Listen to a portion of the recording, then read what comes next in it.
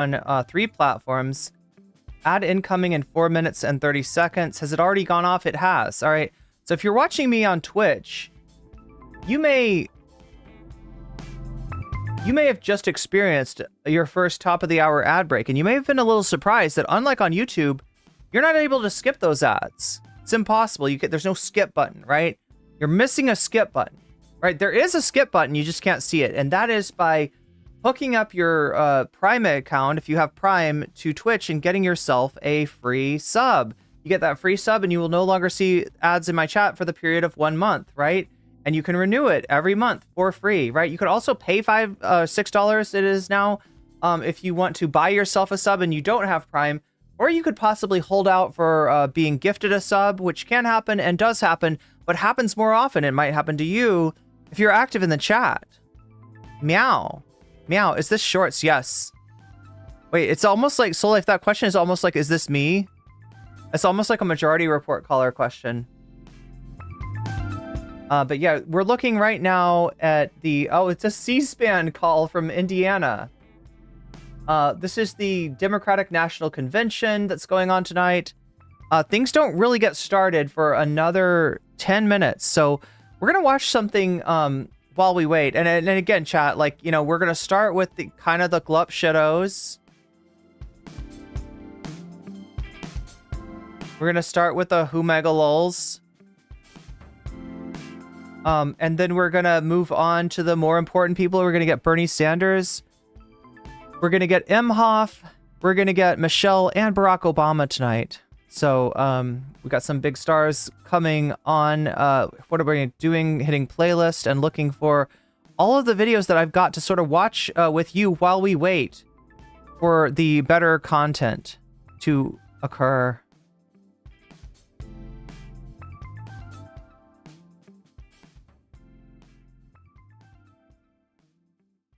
Okay, so we're going to start with the question of Biden and was he snubbed, right? This is a question from last night.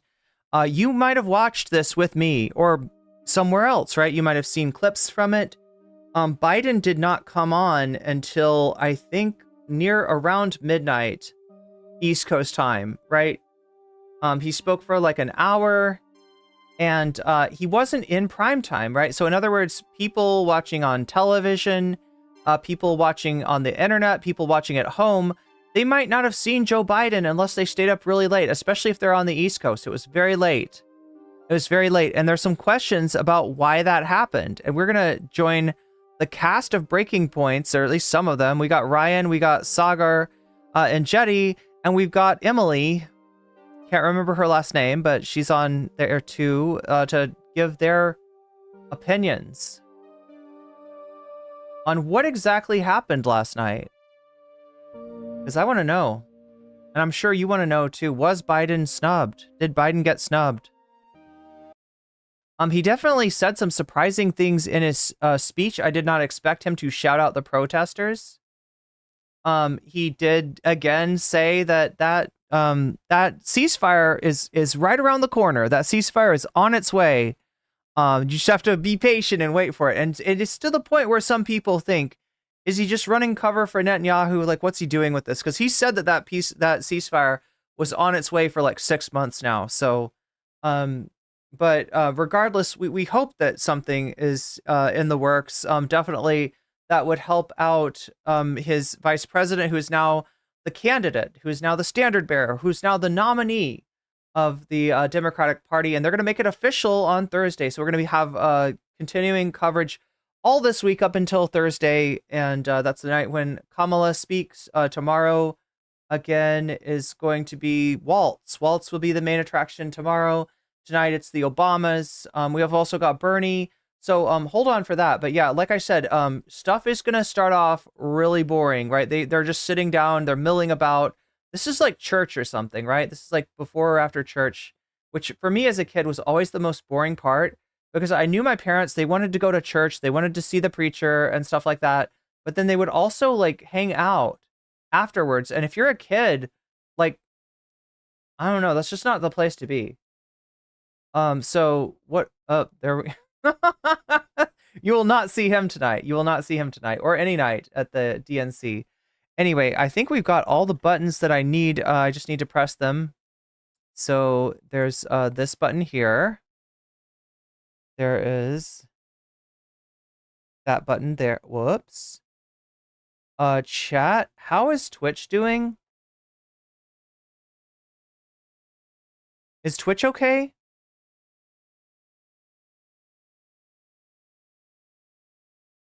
Okay, somebody would have told me if it wasn't. Let's see, testing.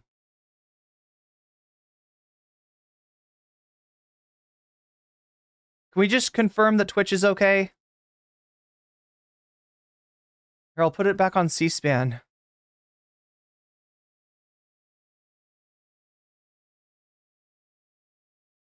Church sucked, and at least the main one I was forced to attend sold donuts. I thought that Sunday school sucked, and I always hated having to go to Sunday school, but then when my parents took me to church proper, I found out that church actually sucks more than Sunday school.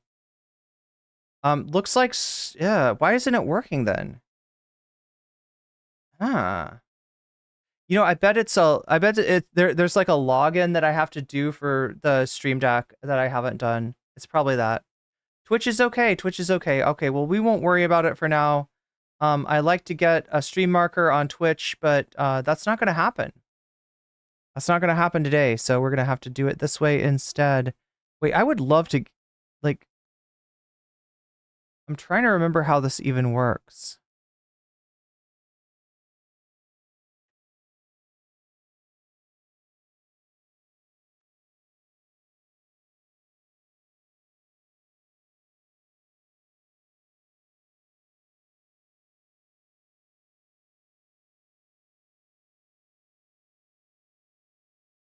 Okay, I think there's some sort of a...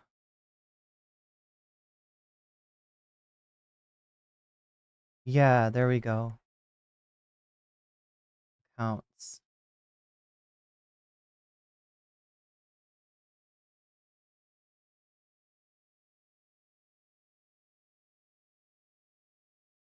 Okay, let me just temporarily disable this and then hit this button.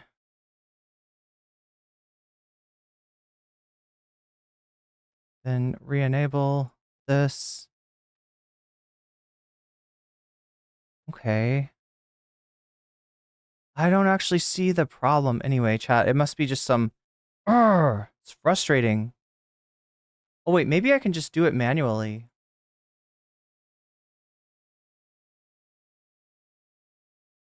We'll do it live, chat. We'll do it live.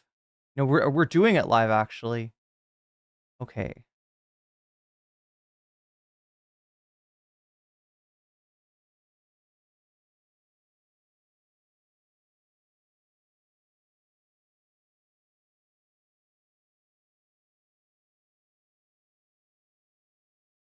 Oh, I know what's going on. I know exactly what's going on. Okay, I got it.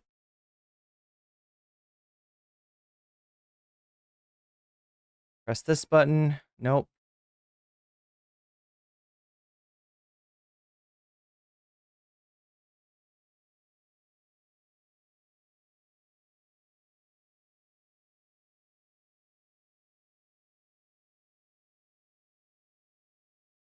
It's just not going to work this time. It's okay. It's okay. I'm just going to stop freaking out.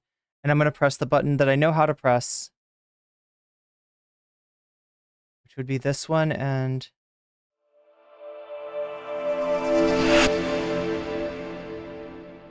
There we go. So yeah, like I said, while we wait for the DNC to start, for the interesting people to come on and speak, we're going to take a look. We're going to take a little, we're going back, chat. This is what we always do. We always go back. What we do here is go back.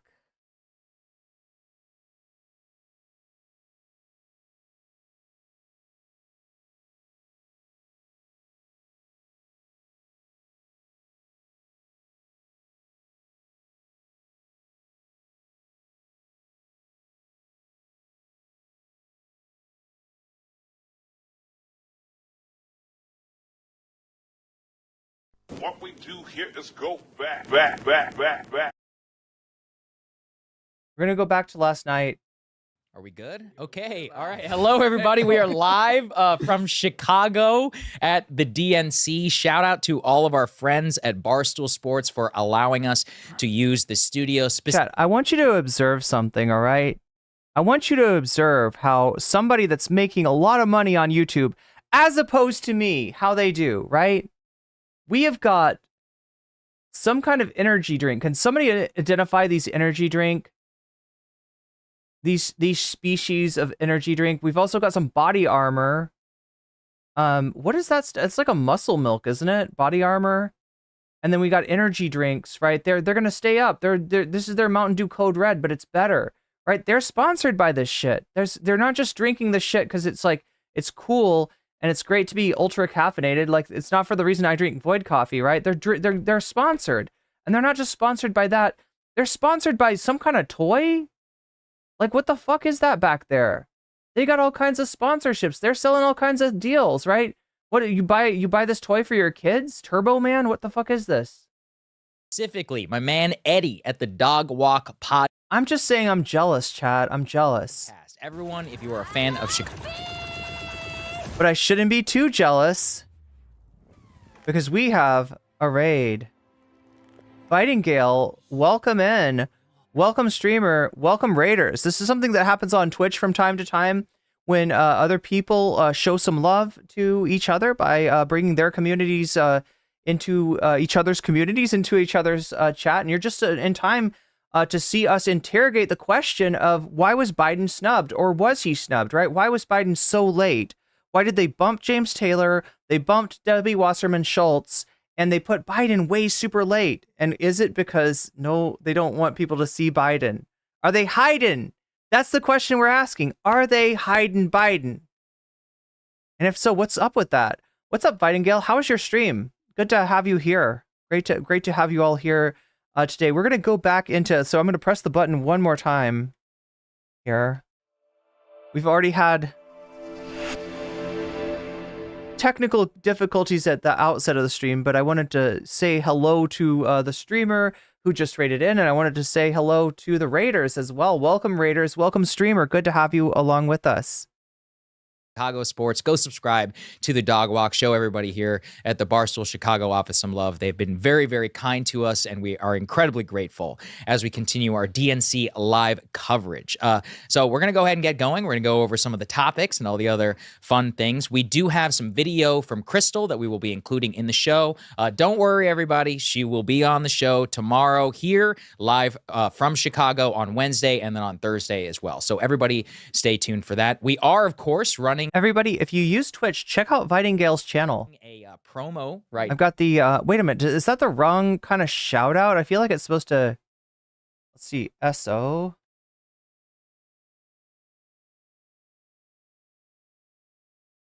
It's just the same thing. Anyway, you can click the link if you want to. There's supposed to be a thing that comes in chat. I don't know why that didn't happen, but.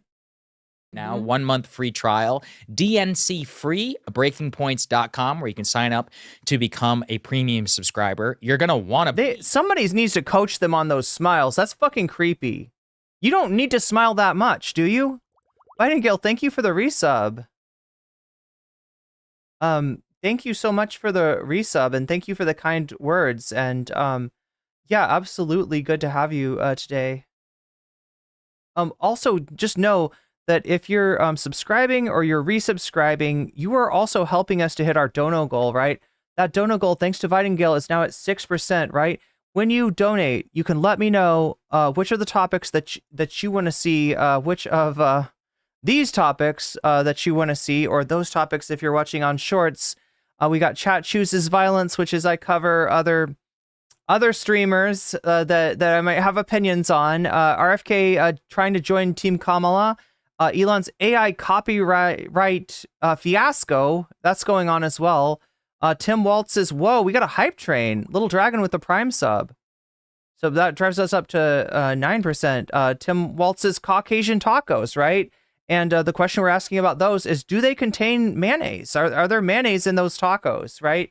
Because that would be definitely an interesting recipe, and not necessarily in a good way, but we'll find out about that if we end up choosing Tim Waltz tonight. But yeah, I just wanted to mention that and let people see what the topics are tonight. And you can vote on the full scale stream over on YouTube, or if you want to, when you donate, just let me know which of these topics are interesting to you, and I will put your money where your mouth is. And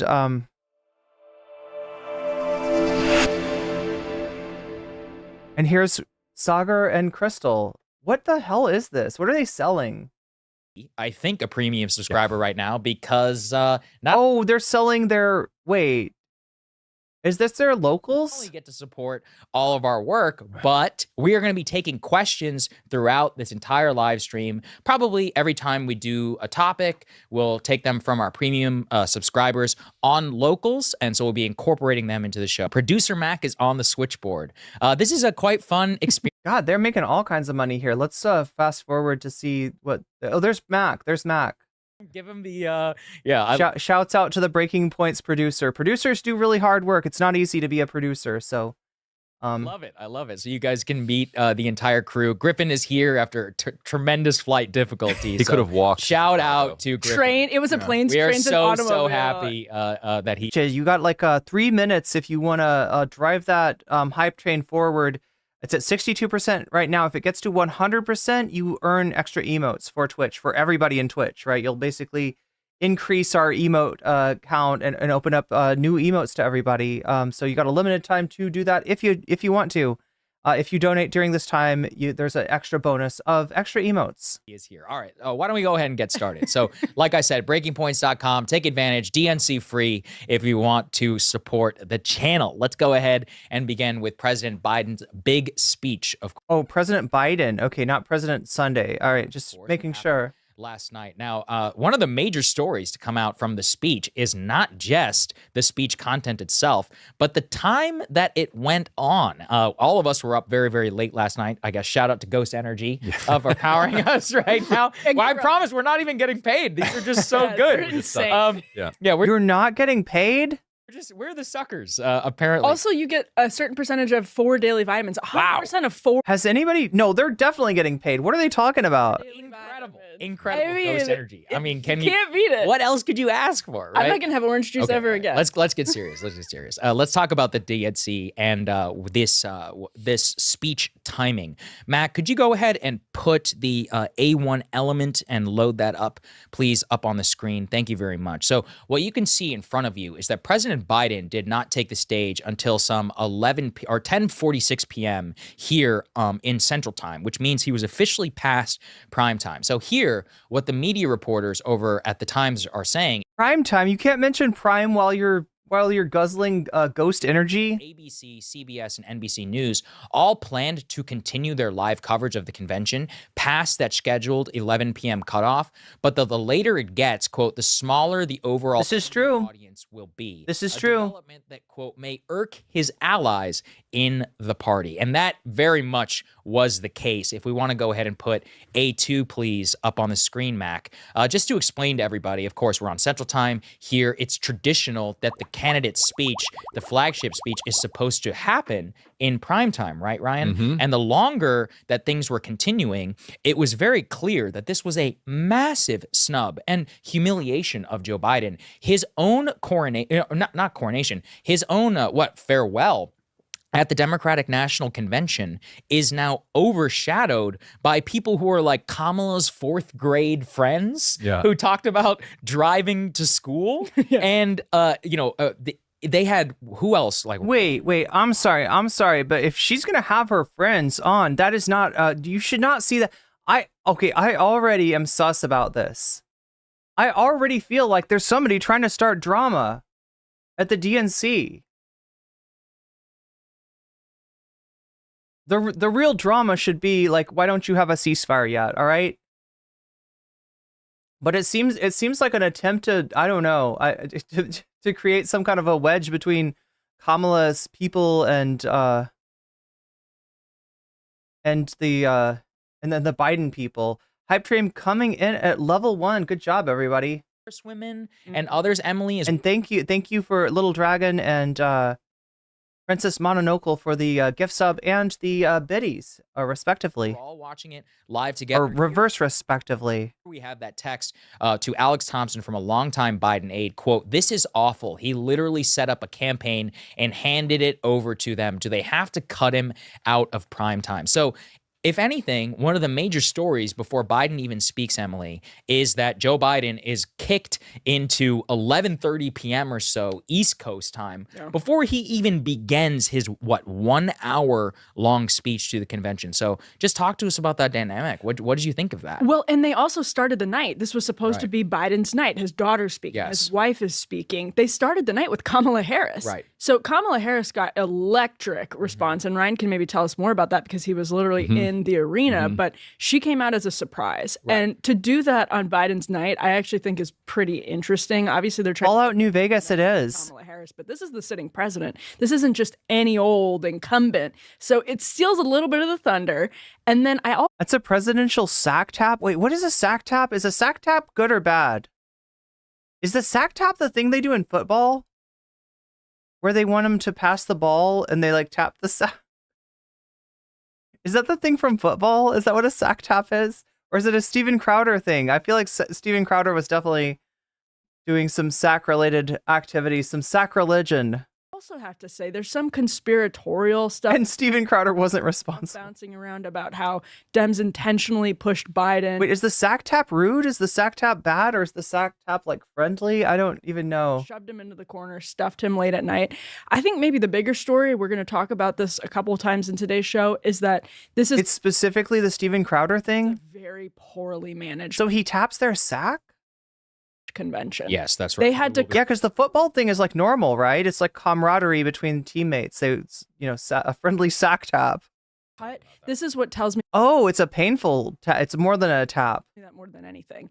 They had to cut freaking James Taylor, Right. who they did not want to have to go backstage and be like, bro, we're yanking you. Like, they didn't want to have to do that.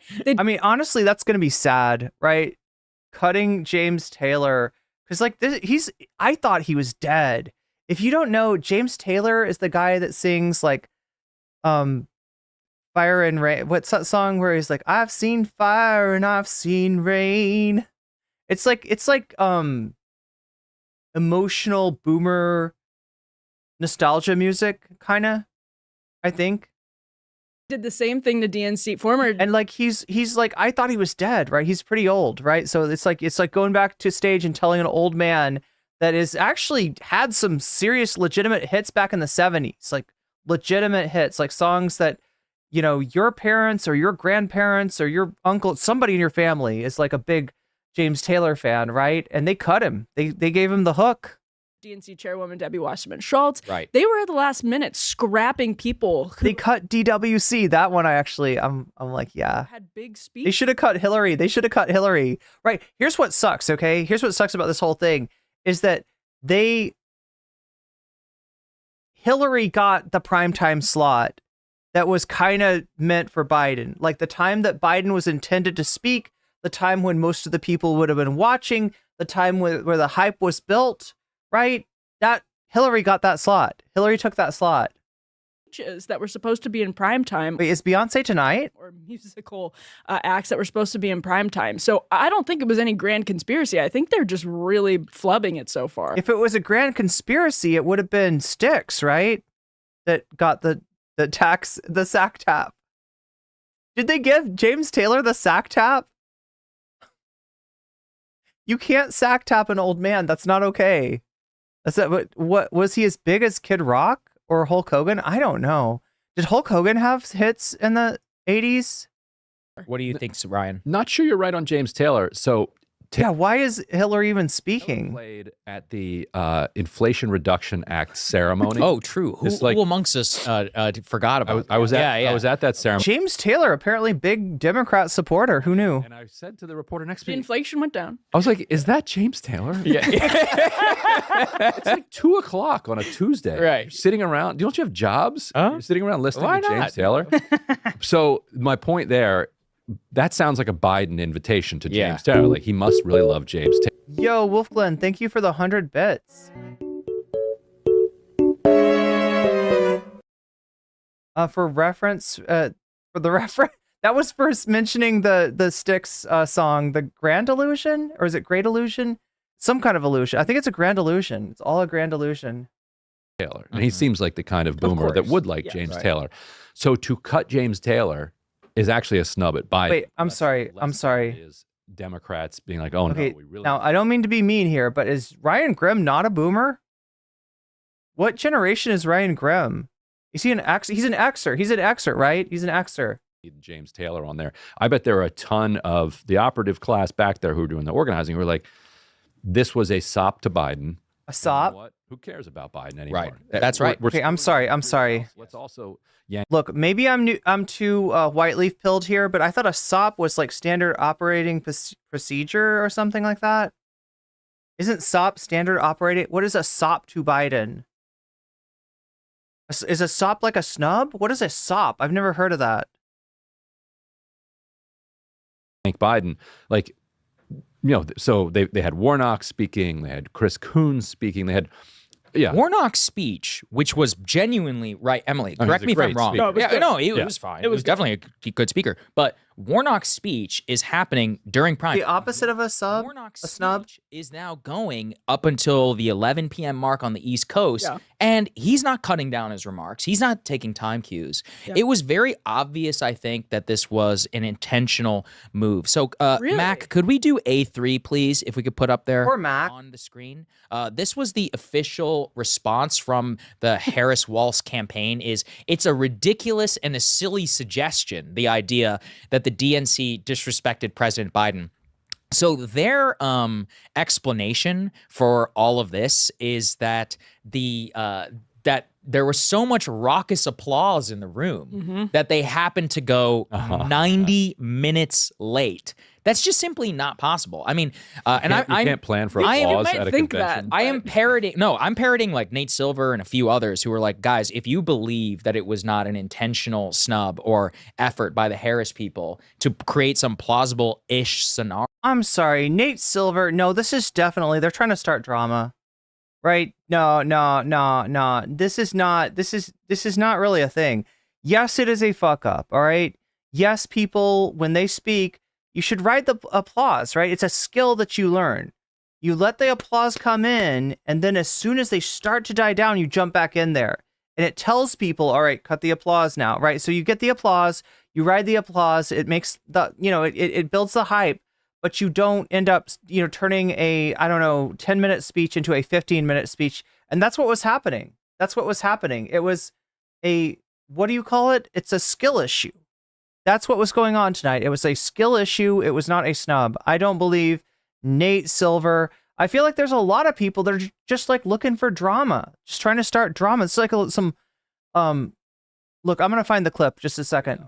Where Joe Biden, the most unpopular president in like modern times, is pushed out of prime time, and people are like, oops, I guess I have to watch Governor Andy Beshear and all these other cogent with it Democrats talk about abortion. He's like, you're an idiot. This is very obviously an or you believe Democrats are just incredibly incompetent. Well, I also believe that's what I believe. I think it could be a confluence of those two events. But okay, go ahead. But last so thing then they're scrambling at the last minute to get rid of speakers that they'd planned to have, so like DWS and James Taylor and whomever else. Like, that's the part that I just don't believe. I'm really on the side of the incompetence here. I think they wanted to get Biden out of the way on Monday, no question about it. They want to forget about him for the rest of the week as energy momentum builds towards Kamala Harris's speech. Biden is literally going off to Santa Barbara, so he's not going to be anywhere near this thing. They won't have the stink of Biden on. Okay, seriously, this is perfumes. And Nick, you can't come because you were a little dick to my chica Gina. Hello. Hello, Nick. But I will leave the back door unlocked because, like, at the end of the day, I love drama. I love drama. That's what Nate Silver said. On anymore. I think they wanted to do that. I don't buy that it was. I don't know. I'm sorry, Nate Silver. I'm sorry, maybe you're right. Listen, maybe I'm just a little bit too conspiratorial. So I guess all of that is a lead up to what was a very long speech, guys. I mean, how long was it? It was about 55 minutes, I think, on the clock. It was very long. I mean, he did okay. Like, he had a few old man moments. And I think he looked the worst that we've ever seen him. He didn't look good. Yeah, physically, he looked physically. What? look, he's Biden. He never looks good. What are you actually talking about? Like, what is actually going on here on Breaking Points? Look, I don't like Biden either. I'm glad that he dropped out. I think that,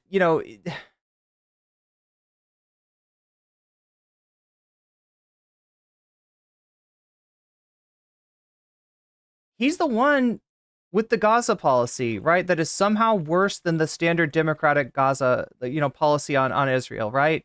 Which is, it's not good. It's not good, right? But Biden's is somehow even worse. Biden's like, oh no, we're going to bear hug Netanyahu. It's going to be okay. We're going to get him to do the right thing by being like, we support you. Israel has the right to defend itself. We support you, Netanyahu. Now please sign the ceasefire. He's been dragging it on and dragging it on. He's not going to sign the ceasefire. It's not in his interest to sign the ceasefire, right? And they're letting him get away with it, but they're like, no, you don't understand. It's the bear hug strategy. It's 5D chess. No, I'm sorry. I've got a ton of reasons for being sick of Biden, but I feel like this is just Breaking Point sack tapping him on his way out the door. This is unnecessary. Looked was frail. This is Nate Silver doing a sack tap. Late. I didn't look particularly good either. I was got tired. jet lag flying to Atlanta. Right. Chicago. That's right. I mean, I think I tweeted that, and I was like, Biden, famously, who has never crashed and burned after 9 p.m., will now take the stage roughly around 10:30 p.m. I was like, what could go wrong? I was saying this too, right? This is not for anyone else, right? It's like a series of unfortunate events, and it's okay. But for Biden, here's what I think you do. Right, here's what I think the smart thing to do for the Democrats would have been. They should have bumped Hillary back, all right? They should have given Biden Hillary's spot. Because seriously, he's not going to be awake for that. And no, I don't think he looked he looked like he always looks, right? He was better. Look, the fact that Biden doesn't trip all over his words more than once or twice, and we saw that. There was a few times where he flubbed his line, but I mean, he was a lot more in command. He was a lot more cogent. He was a lot more lucid. You got the feeling that, if he had gotten stopped and had to restart somewhere, he would have been able to do that. If somebody had, stepped up to the stage and asked him to explain a point, he could have probably explained the point, as opposed to Biden at the debate, where I don't think he knew what he was saying. Like Trump famously said, I don't think he knows what he's saying. I don't know what he's saying, and I don't think he knows what he's saying. Like Biden was out of it at the debate, right? Here at least he was lucid, and surprisingly so. And yeah, do I think that maybe Hunter slipped him some Mountain Dew Code Red? Absolutely. In terms of them setting him up for, I guess, success or failure, well, he lived up to, some of his old reputation. He was... Yeah, that's right, Shorts. Double sack tap the screen. Kind of yelling a little bit into the camera. He tried to get very animated. He got a lot of... Yeah, he's not as good of a speaker. He's not that good. He's lost a step. That's true. That's Biden, though.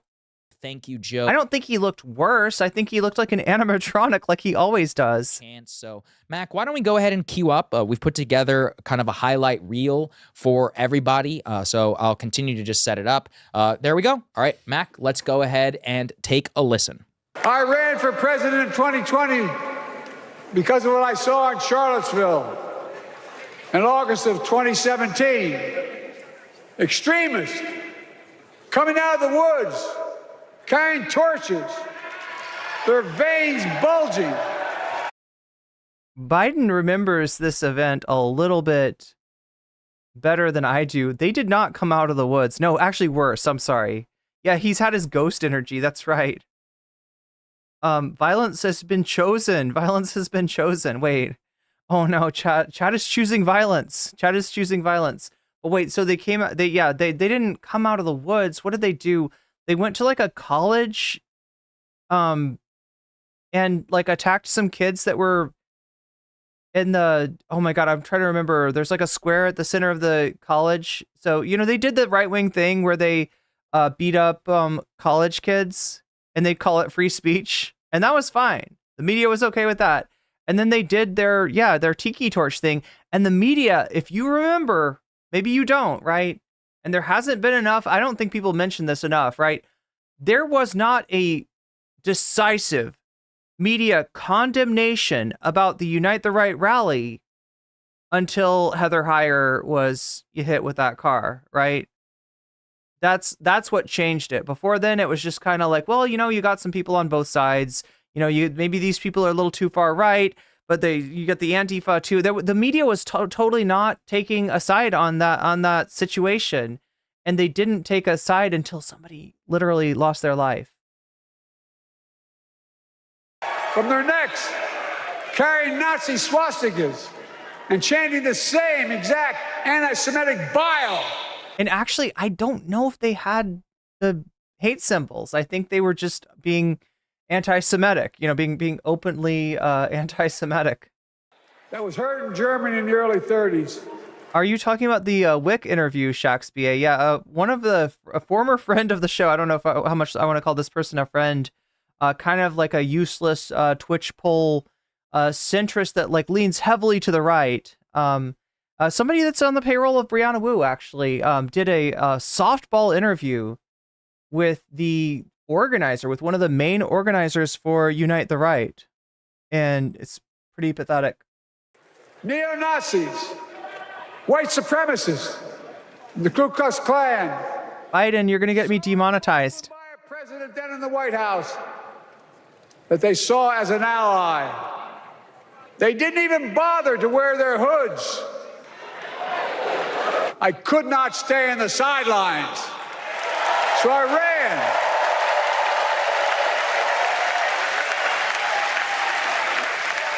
Because I had no intention of running again. I just lost part of my soul. But I ran with a deep conviction. In America, I know and believe in an America where honesty, dignity, decency still matter. Women are now... Yeah, I feel like Biden's embellishing, right? They didn't come out of the woods. They didn't have... At least at the Tiki Torch march, they were wearing, what, khakis and like, I'm trying to remember. I can't picture it, Chad. I'm going to have to find some pictures. I mean, they were trying to look like, respectable, whatever the fuck that means, right? They were trying to leave that stuff alone. Without electoral.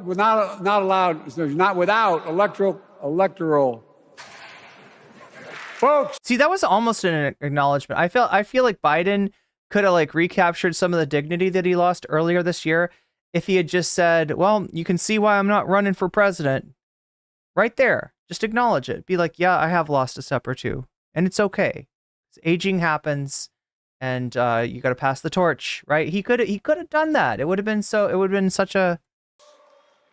I've got 5 months left in my presidency. I've got a lot to do.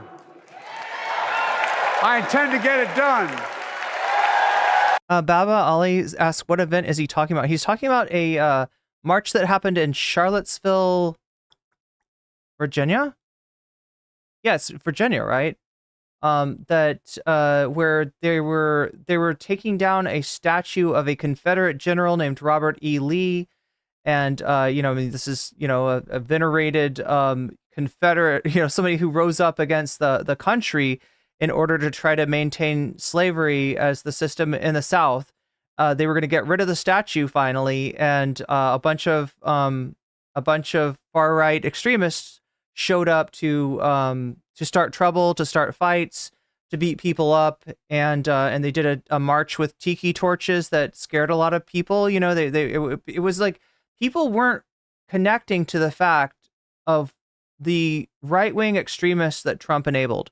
There wasn't a lot of attention that had been paid to groups like the Proud Boys yet. So it just wasn't in people's consciousness. And when they saw them with like torches, right, something clicked in people's heads. But really something clicked when Heather Heyer was run over by an extremist in a car, right? And a whole bunch of people were hit. An extremist rammed his car into a bunch of people that were counter-protesting.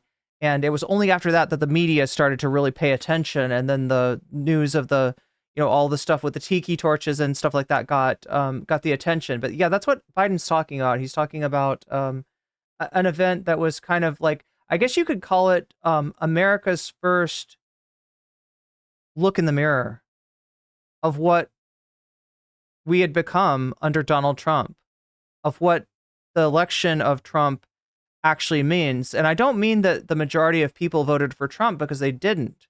Famously, Hillary won the popular vote and Trump won the electoral vote, but enough, close enough to a 50-50, voted for Trump to be able to get to win the electoral college, right? So, it was kind of a moment for a lot of people when there was a little bit of a moment of clarity, and then and people, kind of lost it. And America needs to be reminded from time to time. America needs to be forced to look in the mirror to see, what that rhetoric against immigrants is not just like an issue. It's not just like, well, I'm anti-immigration. I think that this is a political issue that I really believe strongly in. It's like, no, there's a reason that shit happens. There's a reason that demagogues like Donald Trump are able to use something like immigration to create a moral panic. And it happens due to, kind of just like it's almost like the zit that is racism gets squeezed and some pus squirts out, and people are like, oh, I don't like that. I don't like that. No, they don't want to admit that, this is what's going on in your politics. You're seeing it reflected right now. So that's what Biden's talking about. ZL Life, you really need to read a history book. It's been the honor of my lifetime to serve as your president. I love the job, but I love my country more.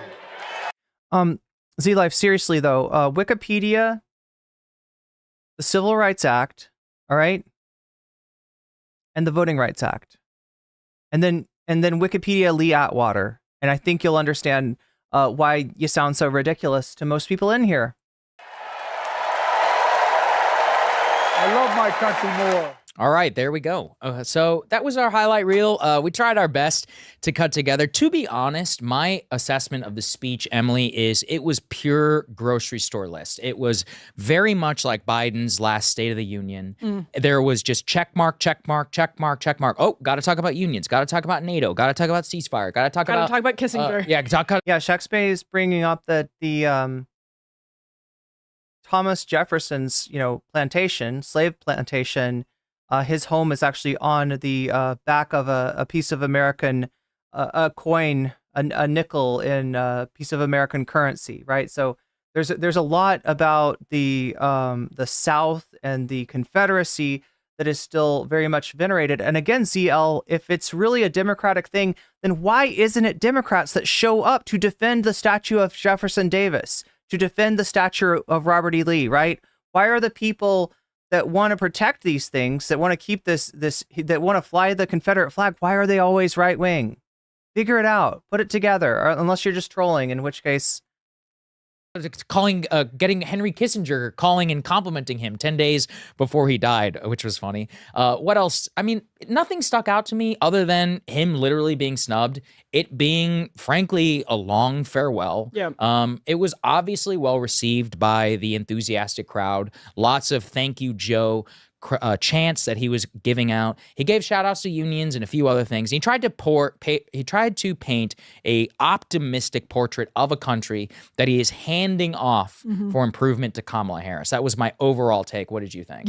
That's an interesting point, because it reminds me of when Donald Trump had to deal with Make America Great Again in 2020, right? He went with Keep America Great. That's right. CAG. That's right. Yes, CAG. That's what it ended up being. Awful slogan. So it's something you always have to do as an incumbent. But Kamala Harris has started this dramatic economic policy rollout that we talked about yesterday. Like, she's trying to move really far away from Biden and remove herself from the unpopularity of the Biden-Harris administration. So it's interesting that Biden, and I think you saw a little bit of cope from Hillary Clinton last night, too. Massive. We will get to that. Don't worry. Right, of course. Well, we have to, because it was really something. But see, that's the one thing that everybody in America can agree on, is hating Hillary Clinton. So the other thing, when you're talking about the grocery list, he, of course, spent a significant amount of time on Charlottesville, as he always does when he's talking about his kind of genesis as a serious presidential. So now understand what we're dealing with here, right? In Breaking Points. Breaking Points is not a channel that is either liberal or conservative, right? It has various hosts of various political affiliations. We're looking at Sagar and Emily, right? And those are two right-wing hosts. So, 2/3 of the panel that the impromptu panel that we're having here are right-wing. Ryan Grimm is for the most part left-wing. I don't know. There's a little tiny asterisk by that, but Regardless, right? We're dealing with not exactly a balanced panel here. Contender, which he ended up being in 2020.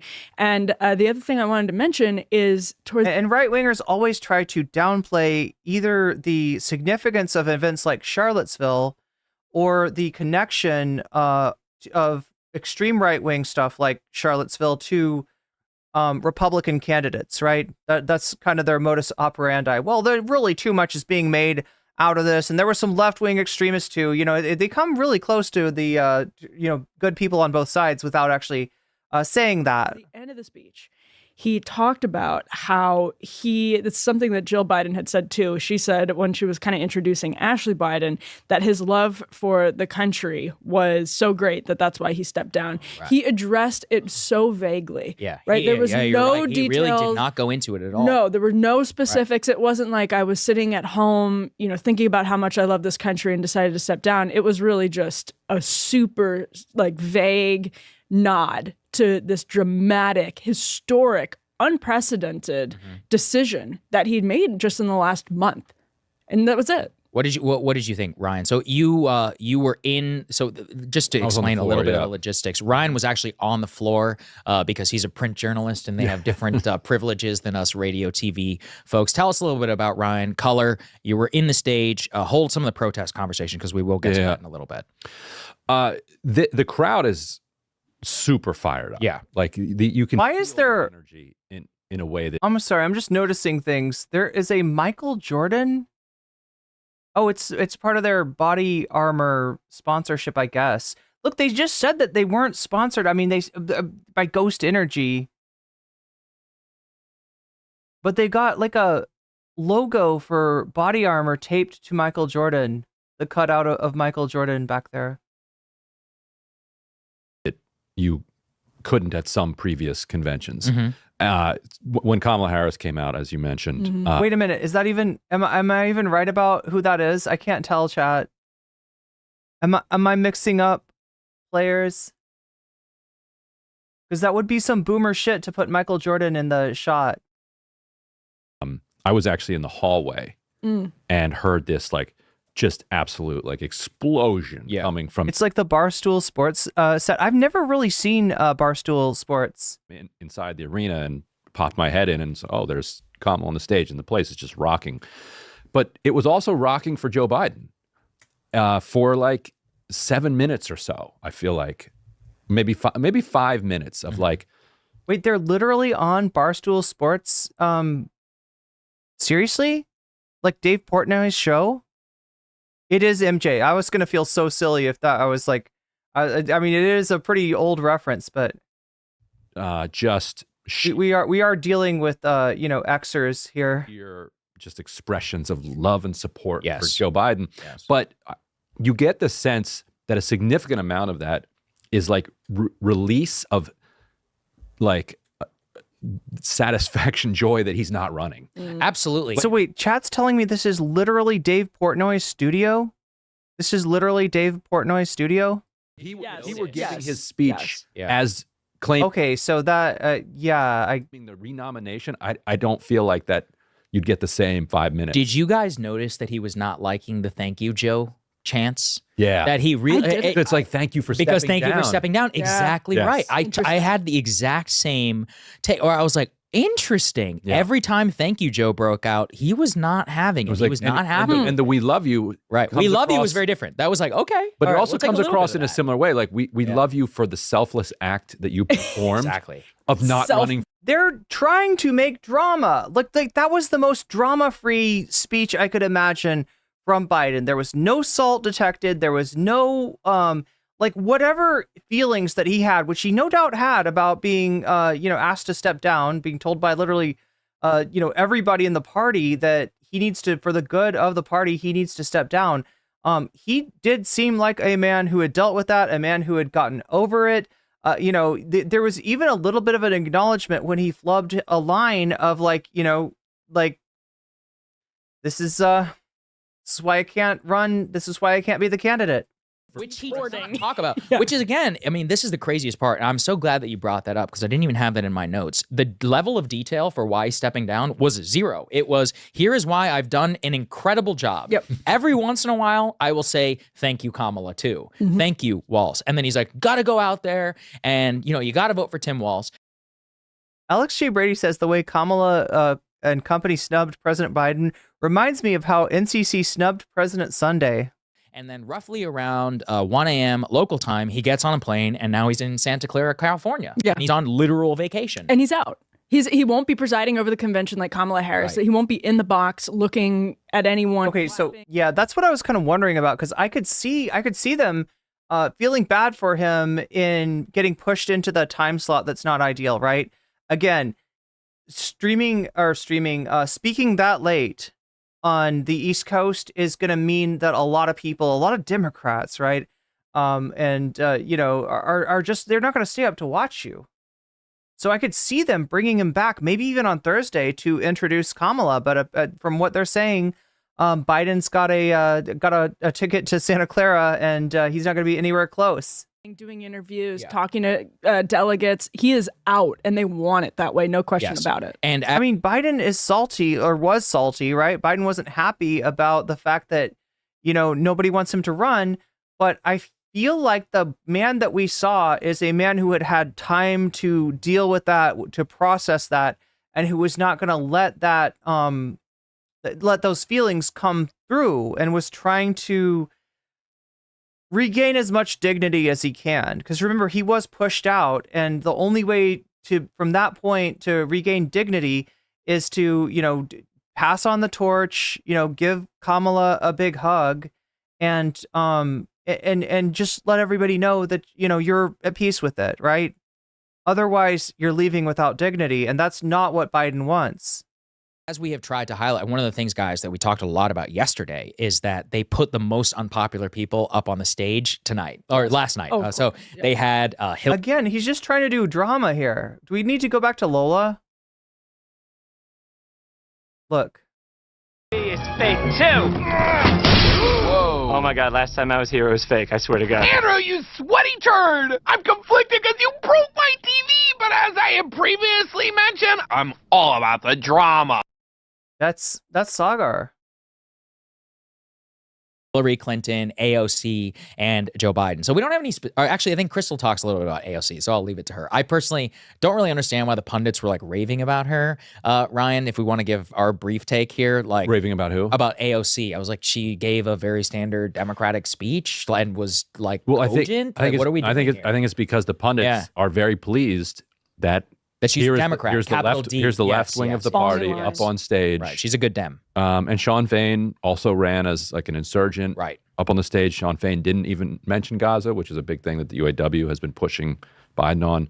AOC did become, like, I think maybe the only, or at least the first person to mention Gaza, but did it in a way that ticked people off by saying, well, she said yeah, she brings up Israel and Gaza, like as a like sort of both sides thing.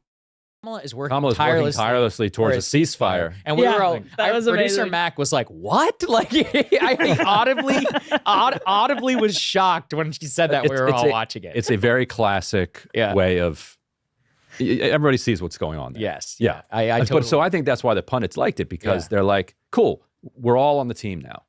The band is together. Now let's rock and roll and go beat Trump. I honestly, I mean, let's give a little bit of our assessment. What'd you think in the hallways? People were happy, and even the ceasefire delegates. So just a little bit of color. The ceasefire delegates are all wearing T-shirts to say "We're ceasefire delegates." People are not treating them badly or anything. Now we'll get to how they treated actual protesters, but that's a different story. Go. Yeah, we will take a look at that as well. And just a question for Ryan. Could you talk a little bit about what kind of person is a Democratic delegate here at the convention? Because it's a little bit different than Republicans. So what's the makeup of the people that are actually in the arena? Look, the one problem I have about the Democratic delegates is that they just don't seem to know that at the top of every hour, there's a 3-minute ad on Twitch, and that they can skip that ad for free or for $6 by using a Twitch Prime sub or by using $6. They don't get that if they don't have $6 and they don't have a Twitch Prime sub, that they could also possibly be gifted a sub and get out of the ad break that way, and that all they really need to do is be active in the chat. That's what really bothers me about the Democratic delegates, right? It just as a generalization, not to paint with too broad a brush, but I wish they'd understand that at least. I mean, if you're in a major city and you're a delegate from Chicago, actually any major city, then you're more likely to be a party operative / machine type figure, probably a lawyer, somebody who's like involved in party politics in a way that influences your profession. If you're a delegate in the suburbs or in a rural area, you are a party activist. You are a diehard. It's a party animal. This is a Democratic version of the party animal. You love Democratic. You love a party. Party politics. It makes you literally brought the jungle juice. That's how much of a party animal you are. If in that case, up your entire social life, you're committed. This is your thing, and you are probably a middle class, like a normal person, except for the fact that you are like a hyper partisan person, and this is the social life that you've chosen. Yeah, you really did. You're a hyper partisan person, not like Ryan. Feel like real fangirl energy. Who has Republican friends. We watched, remember, Mark Sorry. in the hallway? I gotta give him shit. I gotta give it. Jay-Z or something. Yeah. I've never seen anyone. Mark Kelly. I've never seen anyone greet a United States senator. Parasocial relationship. Yeah, with Mark it was Kelly. very odd. But they have to pay their own way. Yeah, like true. These people, like, you know, they're regular people who just, this is their thing, and they just deeply care. Which is different than the plaintiff's attorney who lives in Chicago. And so I'm a Democratic Party activist because, like, I need the party to be favorable to me and my profession. Any last thoughts here? Because we want to talk about Pelosi as well. Well, I was just going to ask about the changes to superdelegates. Are there still a mix of radically shrunk down? Okay. But those people are still here, Right? And they still get this. They still get the we same saw it badges. And we could see some of the VIP host, the cloakroom areas and all that. Those were down in the basement. The rainbow of hierarchy. They looked nice. Different badges. It looked nice in there. Yeah. It certainly did. You get a golf cart. Let's if you're big enough get a donor. golf cart. That's right. He'll wear a tux. That's right. As long as you're wearing tuxes, I'm totally fine with the superdelegates, of course. Let's go ahead and get to Nancy Pelosi on CNN, also throwing some shade at Biden, because it was ironic that at the same time that she... Oh, this was beautiful. I'm starting to appreciate Pelosi for her immaculate shade.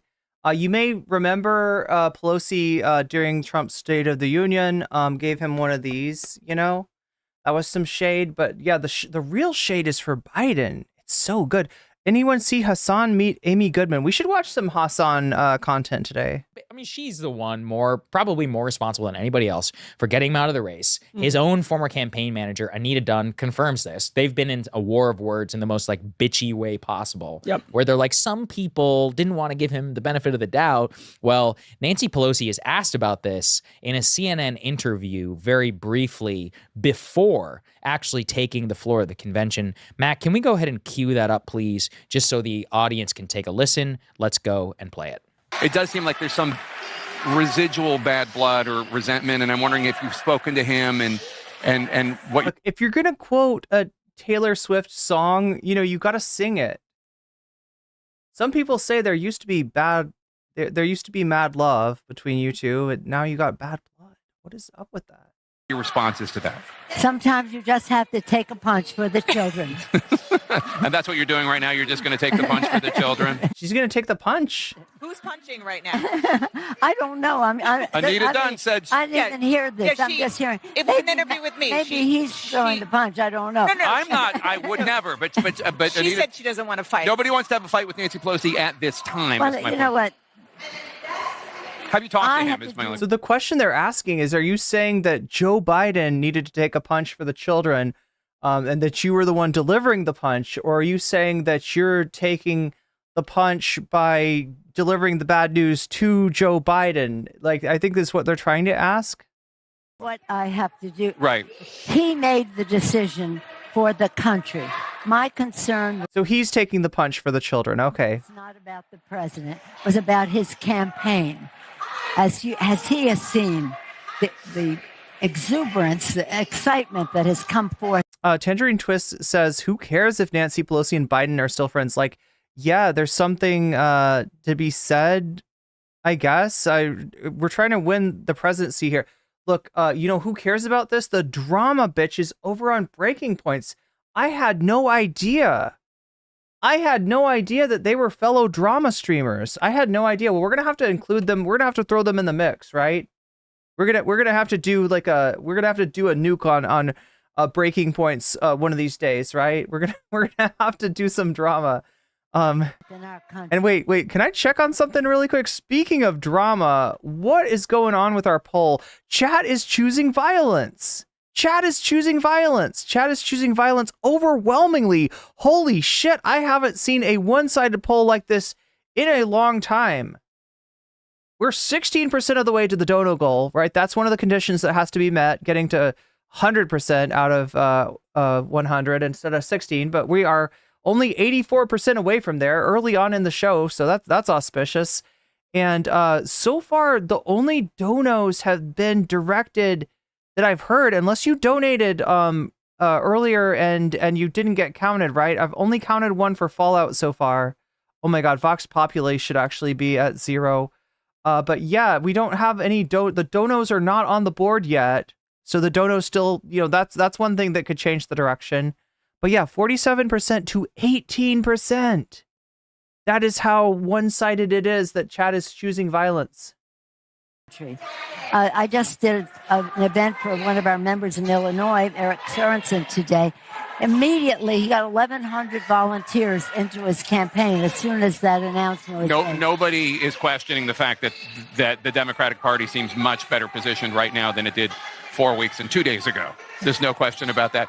Former Speaker Pelosi. So why are we even talking about it? Yeah, why are we even talking about how you literally forced the president out of the race? Like, he's dead. Why are we talking about him? No, that's it. But there was something kind of deeply sick about it because she not only is responsible for it, but we were all joking this morning. There's a video, I think Griffin sent it to all of our chat, where she's also pictured literally holding and chanting, "Thank you, Joe," on the floor of the convention when she... Sagar, you are a messy bitch, and you love drama.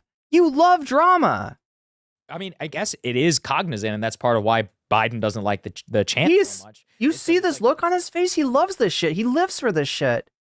Ryan or Sagar, we got to get you into the commentary community, right? Look, I'm gonna set you up with my friend Nick Diorio. Yeah, thank you for listening to me and getting out of here. Yeah. We put you out to pasture. We basically forced you out. And there was not, that was the other thing that drove me crazy about He wants it so bad. He needs it in his life. Stuff going on here. It was the donors pulled your money. You held on till the very last minute, and you're obviously bitter. Like, and now you want bitter a pat about on the getting back. pushed out. Yeah, now right. you want a pat on the back for being such a patriot. Right. Yeah. Give me a break. Yeah. Come on. All right. Ryan. Last thoughts on Biden. Before Pelosi has a book out on power. Yes. True. It just came out. I desperately want to read this book. I have a copy. I can give you one. Jillian bought one at Costco. I was like, if they have it at Costco. So you know that people. Well, they have it at a Northern Virginia Costco. At a Northern Virginia Costco. Probably flying off the shelves. It probably is flying off the shelves. Let's be honest. Biden should read it. Nobody understands chat like Pelosi. True. I am looking at Breaking Point's content, and it is like all drama. We got Hillary smiling at lock him up chants, which did happen. They're not making it up. I'm looking at these videos that RFK VP floats Trump endorsement drops out. I mean, that's drama. There's a lot of drama coming out of Breaking Points. It's a new direction for them. To understand power at that depth, you have to have some level of sociopathology. Absolutely. Or almost taking delight in like being able to wield it. Mm-hmm. Honest to goodness, we need a mini series, like Game Change style, about Nancy Pelosi pushing Joe Biden out of office. Oh, like, absolutely. That would be HBO. Well, you want this. You need this. He had the scoop. He was the guy. Yeah, That's such a good point. He did have the scoop. So maybe we should get him to. We'll premiere it. Premiere it on Breaking Points. Hey, if you like that video, hit the like button or leave a comment below. If you love drama, if If you're like, I'm conflicted because you broke my TV, but as I have previously mentioned, I'm all about the drama. if you're all about the drama too, then sign up for Breaking Points TV. God damn. God damn.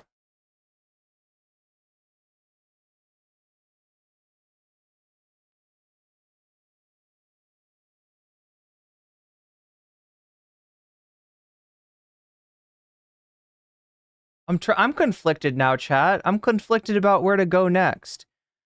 We got to talk about the ceasefire deal that Biden mentioned for, I don't know, the umpteenth time. We got to talk about mainstream media going after Kamala for trying to stop price gouging. We got some more Trump tint for you, too.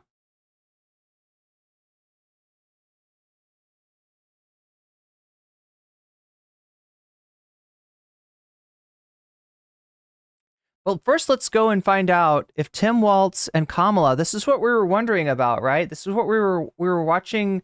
You know, the people call them communists.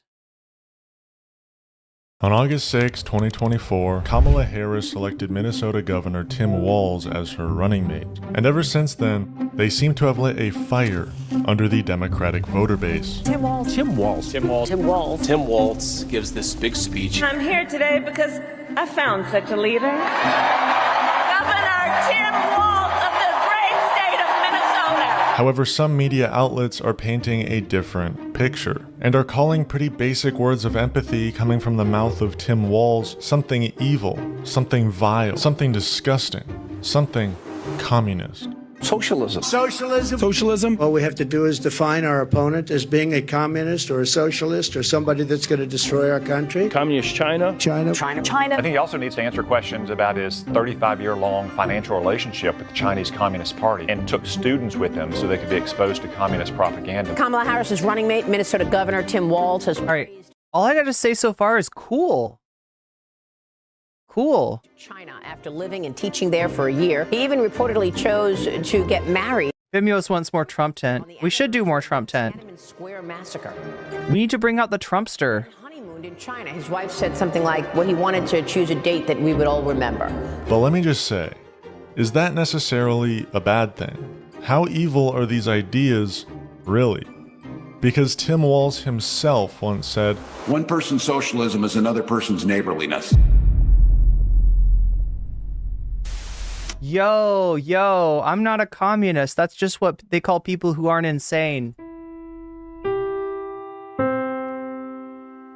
Today's broadcast is brought to you by viewers like you. Become a member today and unlock exclusive content at patreon.com/.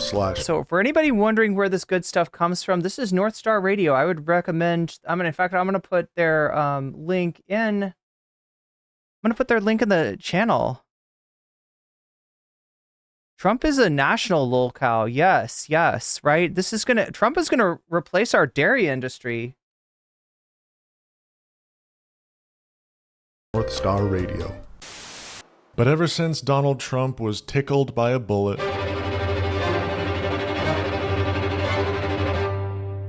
ever since Joe Biden was ousted by his own party, I like to say he got a cartilage piercing that day, right? A high-powered cartilage piercing. Yo, she wants violence. She chose violence, chat. Ever since Kamala Harris replaced him as the Democratic Party's nominee and then appointed Tim Walz as her running mate,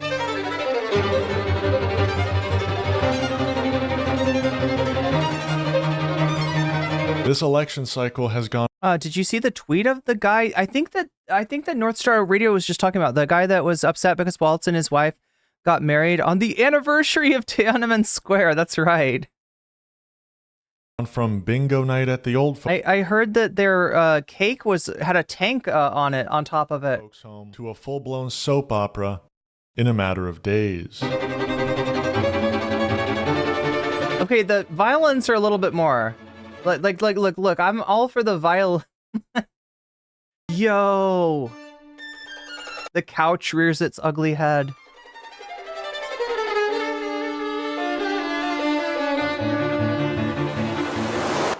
Secret The Biden. Harris-Walz campaign is in full swing, holding sold-out rallies in nearly every battleground state just in the past week. His running mate shares his dangerous and backward agenda for this country. And I got to tell you, I can't wait to debate the guy. That is, if he's willing to get off the couch and show up. So, you see what I did there? Can we hear it for Tim Walz? Oh, I'm so happy to be running with him, let me tell you.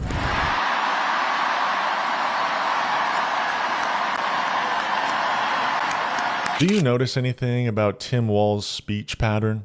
Not the way he speaks, but the way he claps. Because when you wake up on that 88th day, you're going to get to say, "Welcome, Madam President Harris."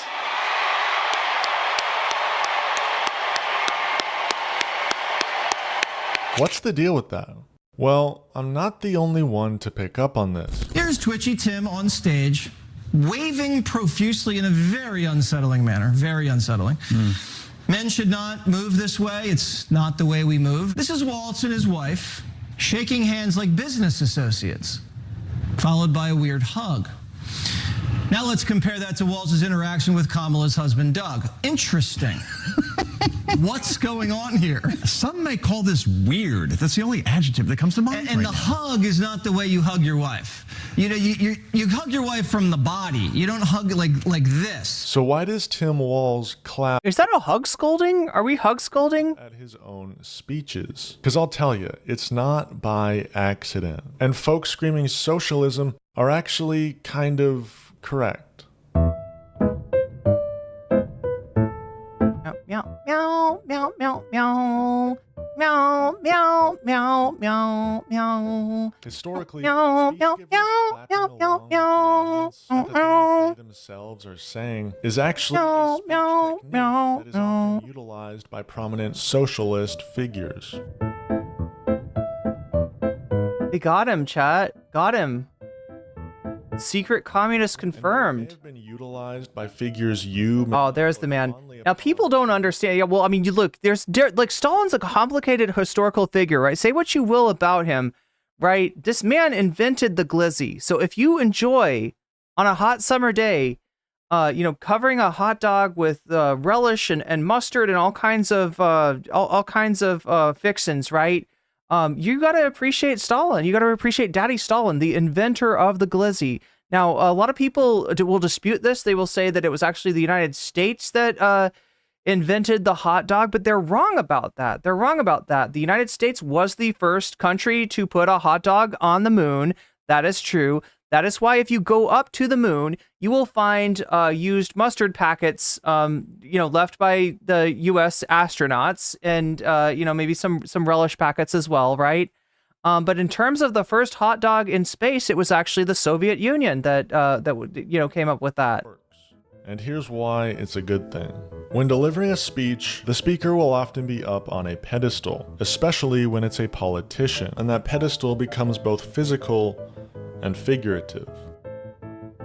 But Tim Walz is an everyman. Not too long ago, he was in that crowd. So by applauding with the crowd to the things he himself is saying, he removes that figurative pedestal, becoming the audience, sharing in their experience, dropping himself to their level to fight together.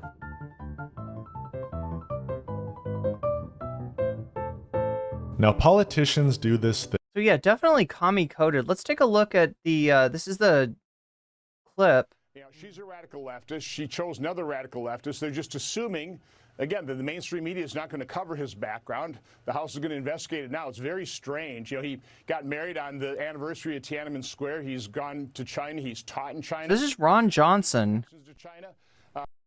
She's a radical leftist. She chose. Wow. Thing where they take off their suit and tie, toss on a camo hat, and go out into the packets didn't float away. Yeah, that must mean that they didn't squeeze out all of the mustard. prairie to cosplay as a rural working class American in order to pander for their votes. But Tim Walz quite frequently takes off his suit and tie, tosses on a camo hat, and goes out into the prairie. But I don't think he's pandering, and he's definitely not cosplaying.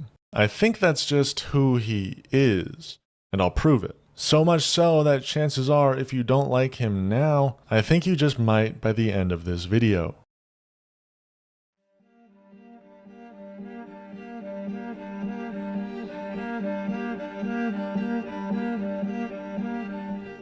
A big problem with politicians is that they tend to be in bed with the corporations that are running the country behind the scenes. I mean, there's 535 members of Congress, 100 in the Senate, and 435 in the House of Representatives. Yet, in 2023, there were nearly 13,000 registered lobbyists.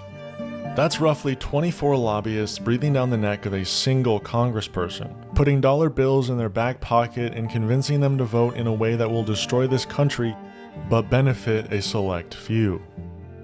Now, Tim Walz is in a pocket, but it's not the pocket of big business. He's in the pocket of organized labor, unions. Tim is in the pocket of organized labor. And I popped back up, I said, that is a damn lie. I am the pocket. And this isn't just some optics move. Wait, Tim Walz he is the pocket? Is he acknowledging that he is some sort of a pocket dimension?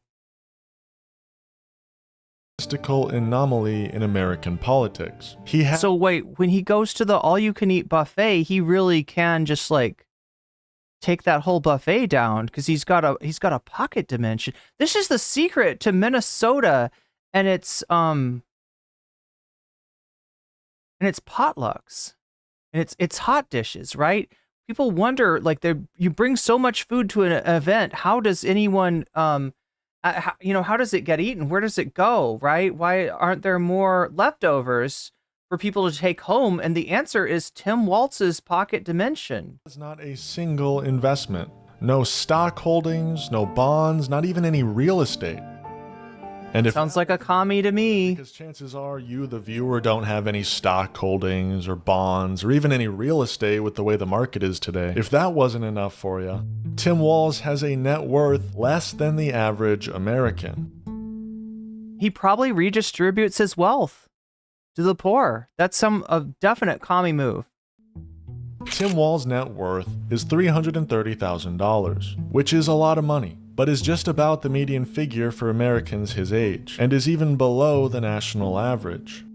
For comparison, J.D. Vance has a net worth of $10 million.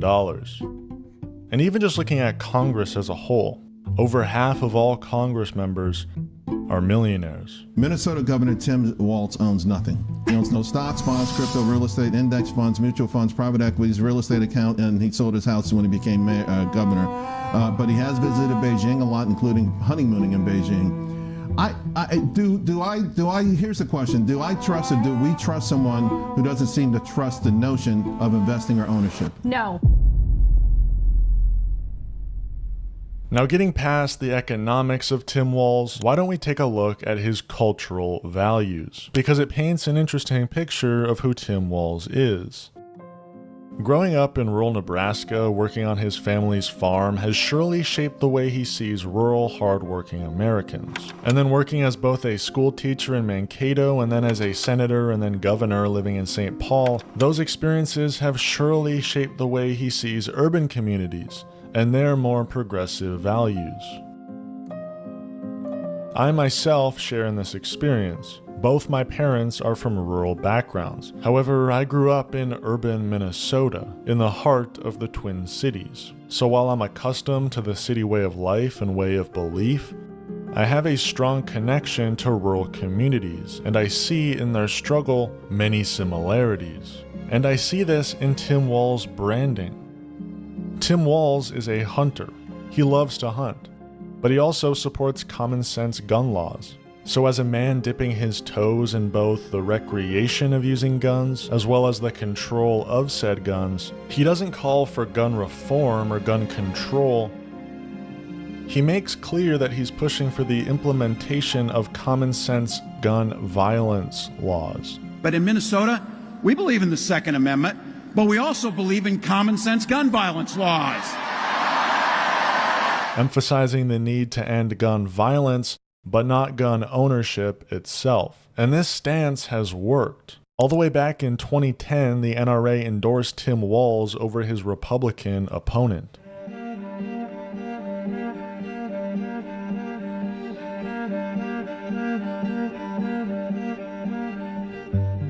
Now leaving domestic politics and moving to foreign affairs, Tim Walz is a 24-year veteran of the National Guard. He knows what it means to be a veteran, especially what comes after serving your country. Today I'd like to tell you about one issue that's very personal to me.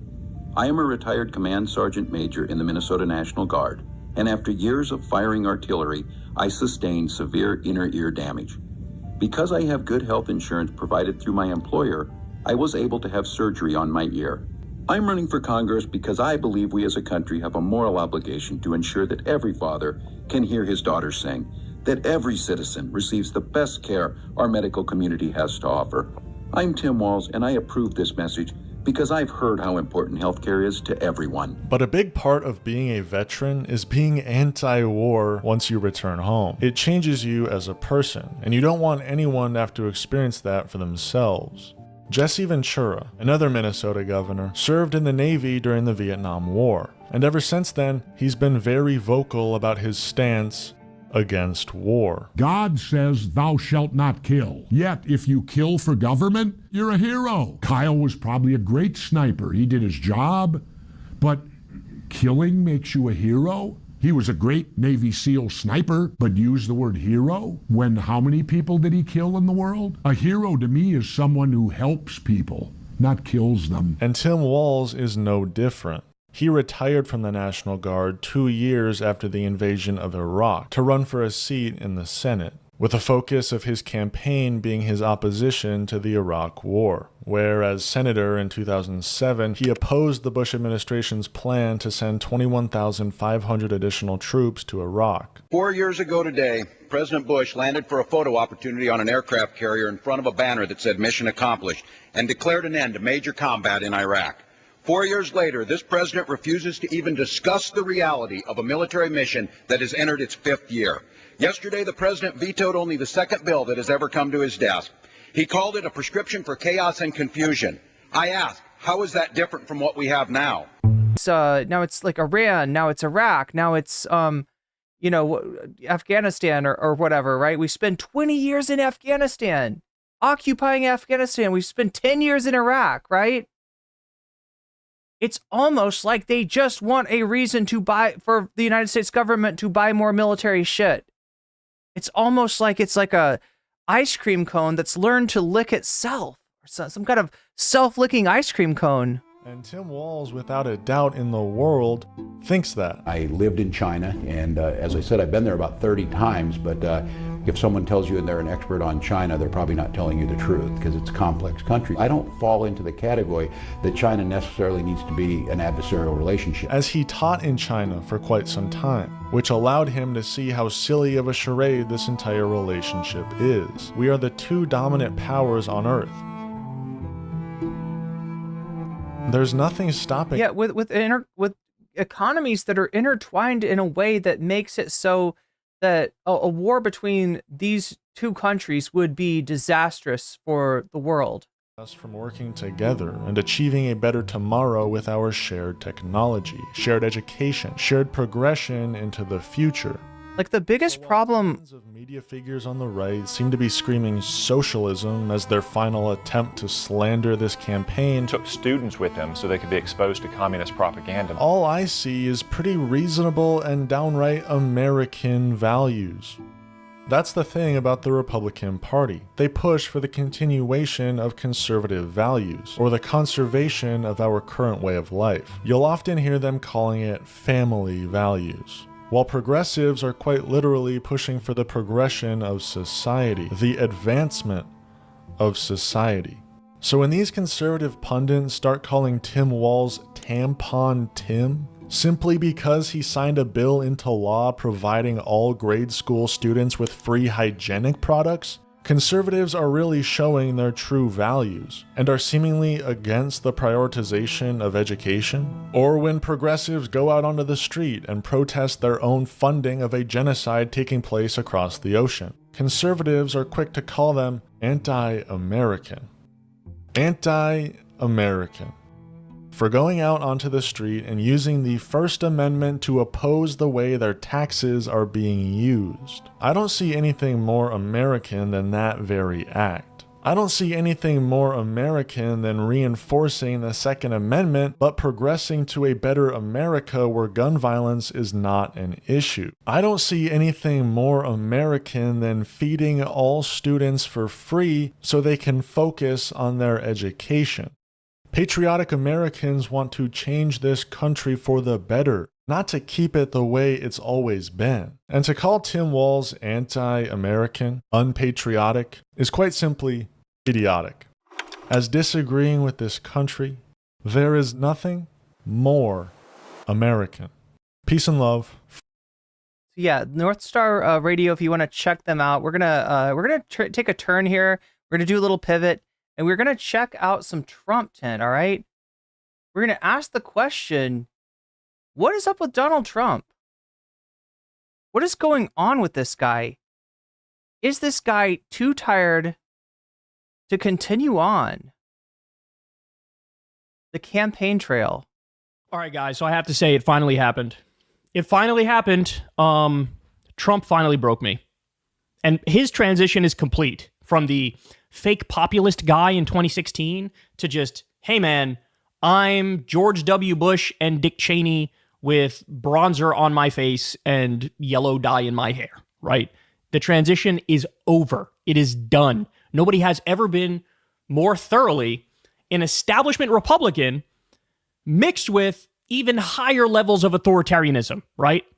That's what Donald Trump is. So he comes out at Bedminster, New Jersey at his golf course and does a sort of a campaign event here, a press conference here. By the way, why is he doing that? Look, there's a lot of speculation that, first of all, he owns a lot of different airports across the country, a lot of money. So he's stiffing the airports. But beyond that, he's also... Okay, wait, I got to understand this. Trump stiffing the airports. What's this about? Donald Trump is. So he comes out at Bedminster, New Jersey at his golf course and does a sort of a campaign event here, a press conference here. By the way, why is he doing that? Look, there's a lot of speculation that, first of all, he owns a lot of different airports across the country, a lot of money. So he's stiffing the airports. But beyond that, he's also stiffed the indoor venues from his previous campaigns. That's why he was having a lot of these rally events outdoors. But remember, he got shot at when he was outdoors, so now he's scared to do them outdoors, so now he's got to go back indoors, but it's kind of hard to do when you owe all these venues tens of thousands of dollars. Okay, so if you don't know what we're talking about here, what Kyle's referring to, right? It is a tendency that Donald Trump has had for a really long time, right? If he's got an opportunity to buy now and pay later, he generally takes that opportunity, and oftentimes he'll use that as a way to not pay for something, right? Not pay a venue, right? A stadium that he's supposed to speak at. He books them. The deal is supposed to be that he's going to pay them later, and then he never ends up paying them, and he'll do something like complain about the microphone and be like, well, you can't expect me to pay you if the microphone was, I didn't like the audio there, right? He'll come up with any excuse. He's like a dine and dash kind of guy. He's on this dine and dash. He's the guy that goes into your restaurant, right? He sits down, he orders an expensive meal, and then he finds a hair in his soup. He finds a fly. You know what I mean? He finds something wrong with his order and then refuses to pay for it. And what we're talking about with like venues, we're talking about with venues that he books to do his rally. So you've got venues like, stadiums and stuff like that do not want to see him come back because the last time he came, he still owes a bill. He still owes a bill. If he was going to try to, hold a rally at that venue again, he'd kind of have to pay them off, and he doesn't want to, right? So you've got that. And then you've got what Kyle's talking about, his understandable fear about outdoor rallies, given that the last time that he did one, he kind of got a free high-powered cartilage piercing, and he probably doesn't want to, take a shot at getting something more important, like his brain pierced, right? So so he's sort of in a bind. And as a result, you're seeing him do these press conferences from his own properties, which he does own. I wasn't sure what Kyle was talking about as far as airports. I haven't heard anything about Trump owning airports, but I mean, he maybe. And he does like to put his name on things. Doesn't want to pay it. So, you know, his campaign is kind of between a rock and a hard place, right? Kind of between a rock and a hard place. And so what he's doing instead now is having a press conference at his fucking golf course in Bedminster, New Jersey. This is how he's trying to get the cameras on him.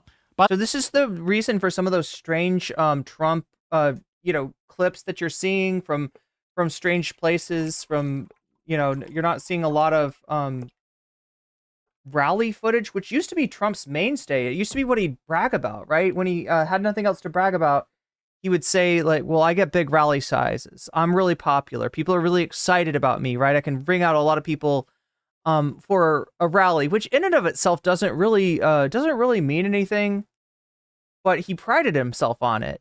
And he was able to, you know, kind of, you know, he would always have a very excited crowd, a very big crowd. And, you know, that's sort of what he hung his hat on, right? Now he doesn't have that. So I don't know. Where does he go from here? By the way, Kamala and Tim Walz are absolutely outworking Trump now. They're out there doing way more rallies, visiting way more states. Honestly, the Trump 2024 campaign really has shades of Hillary 2016 at this point. Remember that video he tweeted of him and Elon Musk, an AI video of them like dancing together? That's exactly like what fucking Madonna tweeted in 2016, showing her and Hillary dancing in a video. Like, they are circling the fucking drain, bro. Now, Trump's go-to move is just calling Kamala a communist and tweeting memes where she has the flag of the Soviet Union. You are washed.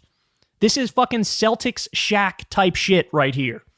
So anyway, he comes out. Listen to the thing he says when talking about Kamala. And he brings up healthcare. Prepare yourself. Prepare yourself. If it's a communist system, you're going to be thrown into a system where everybody gets health care. You're all going to be thrown into a communist system. It's a communist system. Oh my God, we might be thrown into a system where everybody gets health care? Chat, are you scared about that? Are you worried about that? Does that like, I just got like a shiver up my spine. Thrown into a system where I get health care? But chat, I'm not a wealthy person. I don't deserve health care. Certainly not good health care. I might be thrown into a system where healthcare, things like healthcare, are not operated for profit, are not feeding some, you know, feeding the coffers of some, you know, millionaire or billionaire somewhere.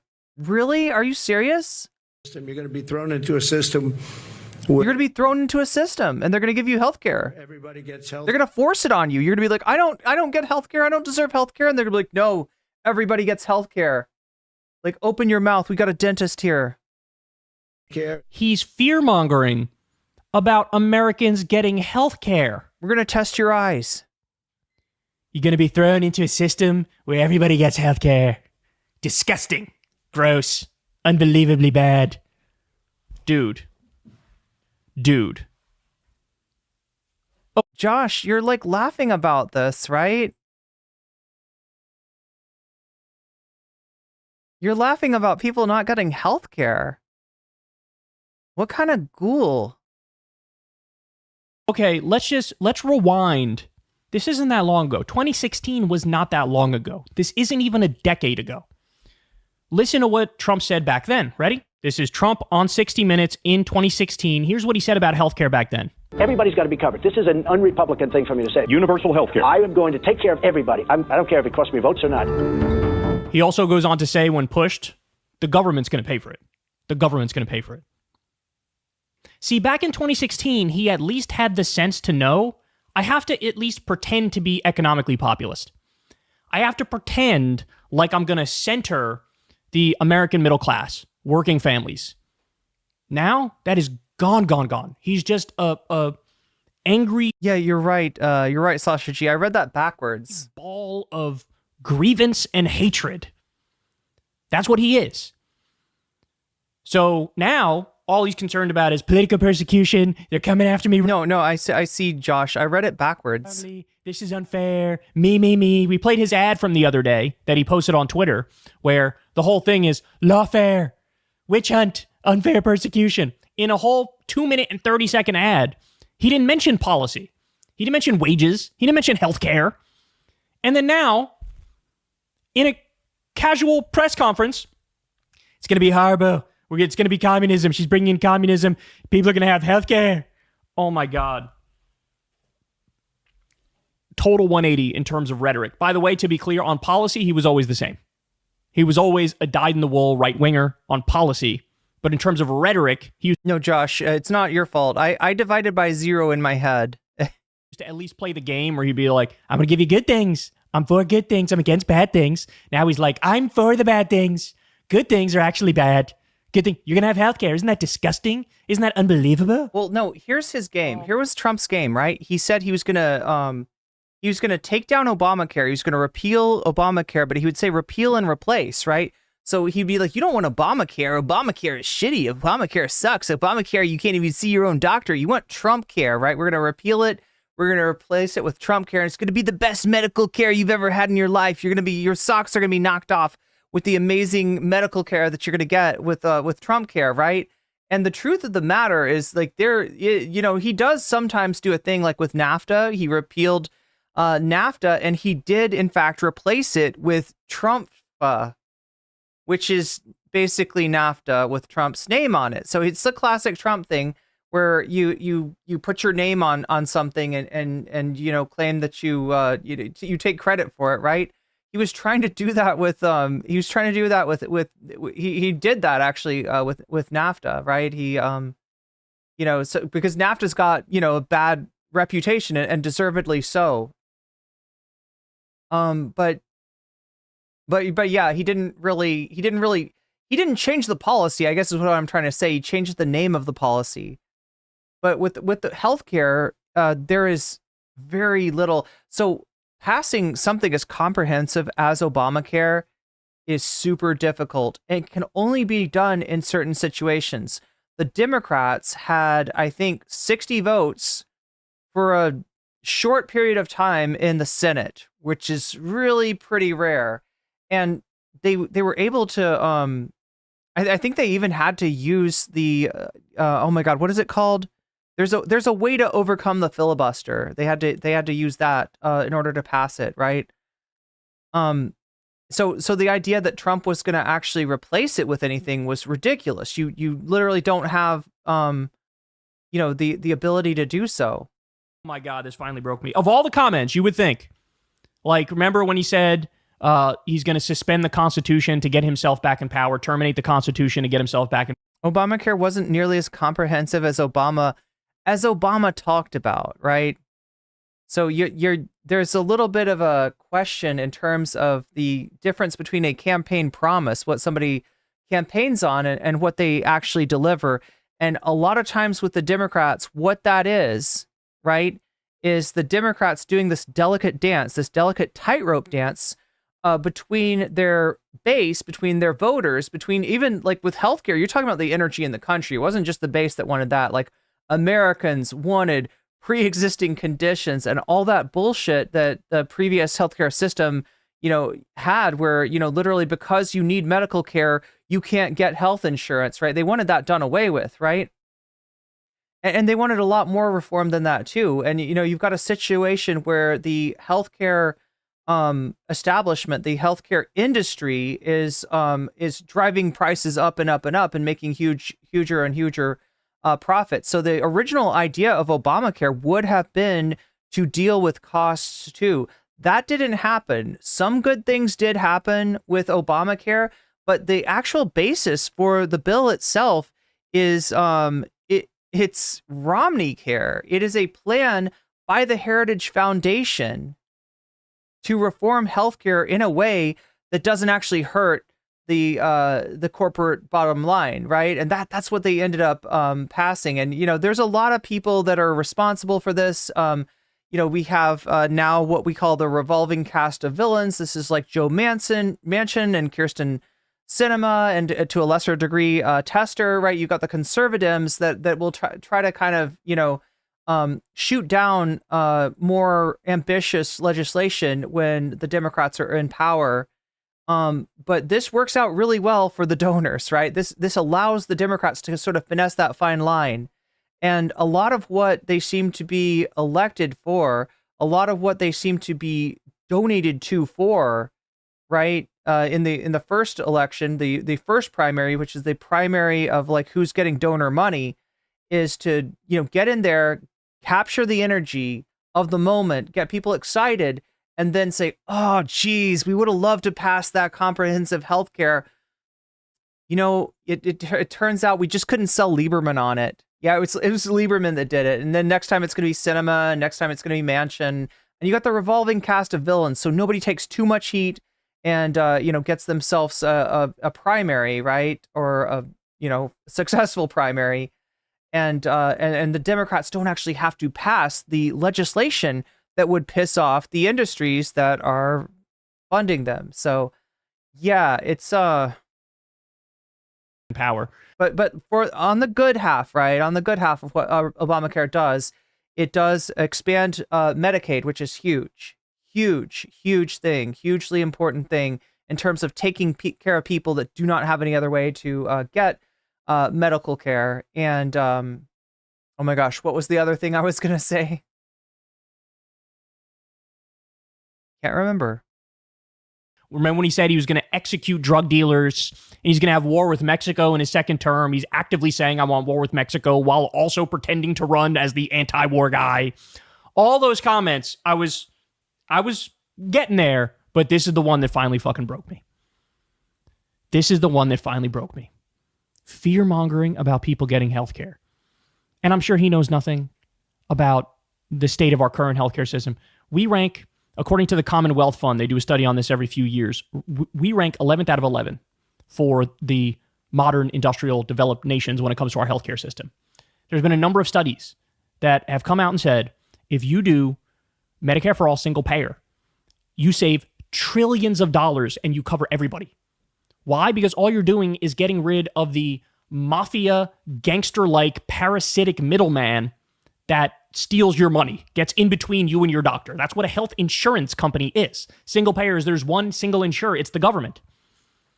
So there's actually two levels. There's single payer, which is what Kyle's talking about here, right? Which gives kind of, if you think about it, like a reverse monopoly. I don't know. Would this technically be a monopsony? I feel like I'm misusing these words, but regardless, it gives the American people collective bargaining power through the government, which is kind of what the government's supposed to be for. A government of, by, and for the people to negotiate a better deal with health insurance, right? So that's the single payer model, right? Now, on top of that, some nations have single provider models, and that is, I guess, what they would, what the Republicans would call government healthcare, where the government actually becomes, sort of nationalizes the healthcare industry, and that would provide even more efficiency. But of course, there would be a very uphill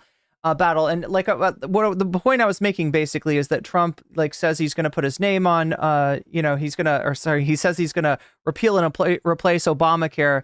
It's not likely to happen. It's not likely that somebody else could get something that comprehensive passed, even with all the failings that Obamacare had. Be more effective. It would be more efficient. Everybody would be covered. But effectively, what he's doing here is defending the status quo. Remember, this is the guy who tried to overthrow Obamacare, tried to replace it with a plan that pulled it like 13%. His own healthcare plan pulled it like 13%.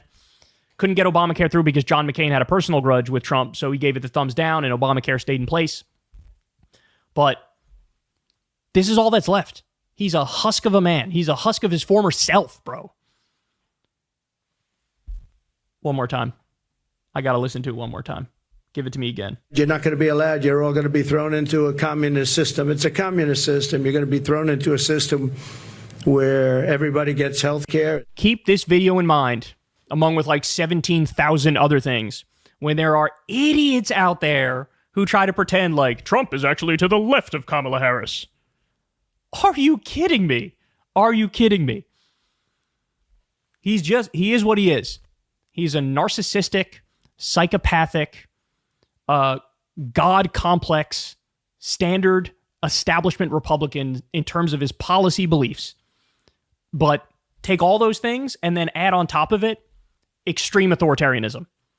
Like the other week when he praised Xi Jinping because, quote, he rules with an iron fist. He used iron fist like it was positive. That's why he says positive things about Kim Jong-un all the time, too. There's a lot of stories, right, about this. A lot of, like, you know, I think there's one with John Kelly where he has to keep reminding Trump that he's on the borderline of, like, praising Hitler. And he has to keep reminding Trump that, no, actually, like, Hitler was a bad dude. This is like an enemy of the United States. This is like, you know, right? And he's like, oh, no, I just meant like how he runs his government, I think is really good. I love how everybody obeys him without question. And it's scary shit. That's what he is.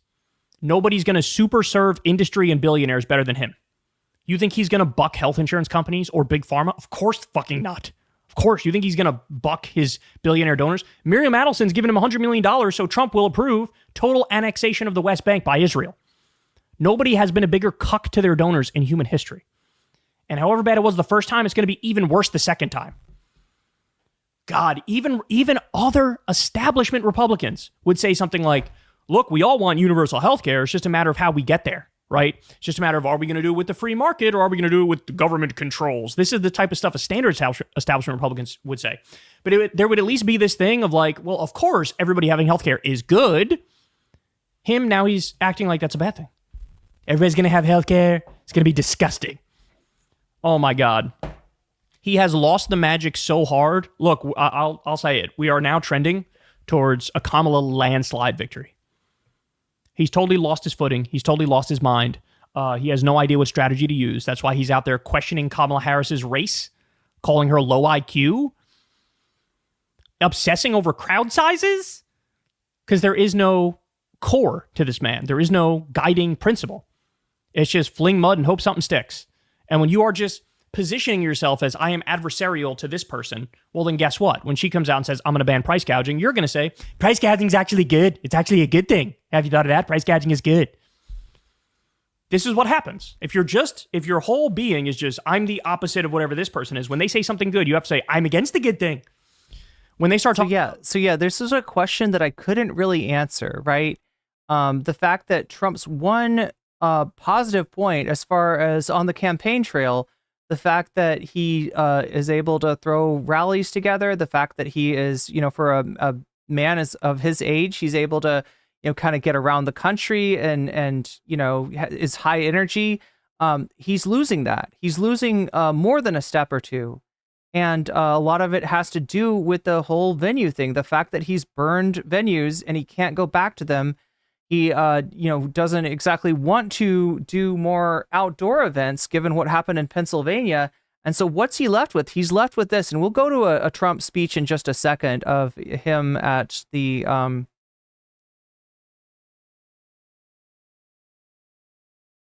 Wait, is it the Michigan event?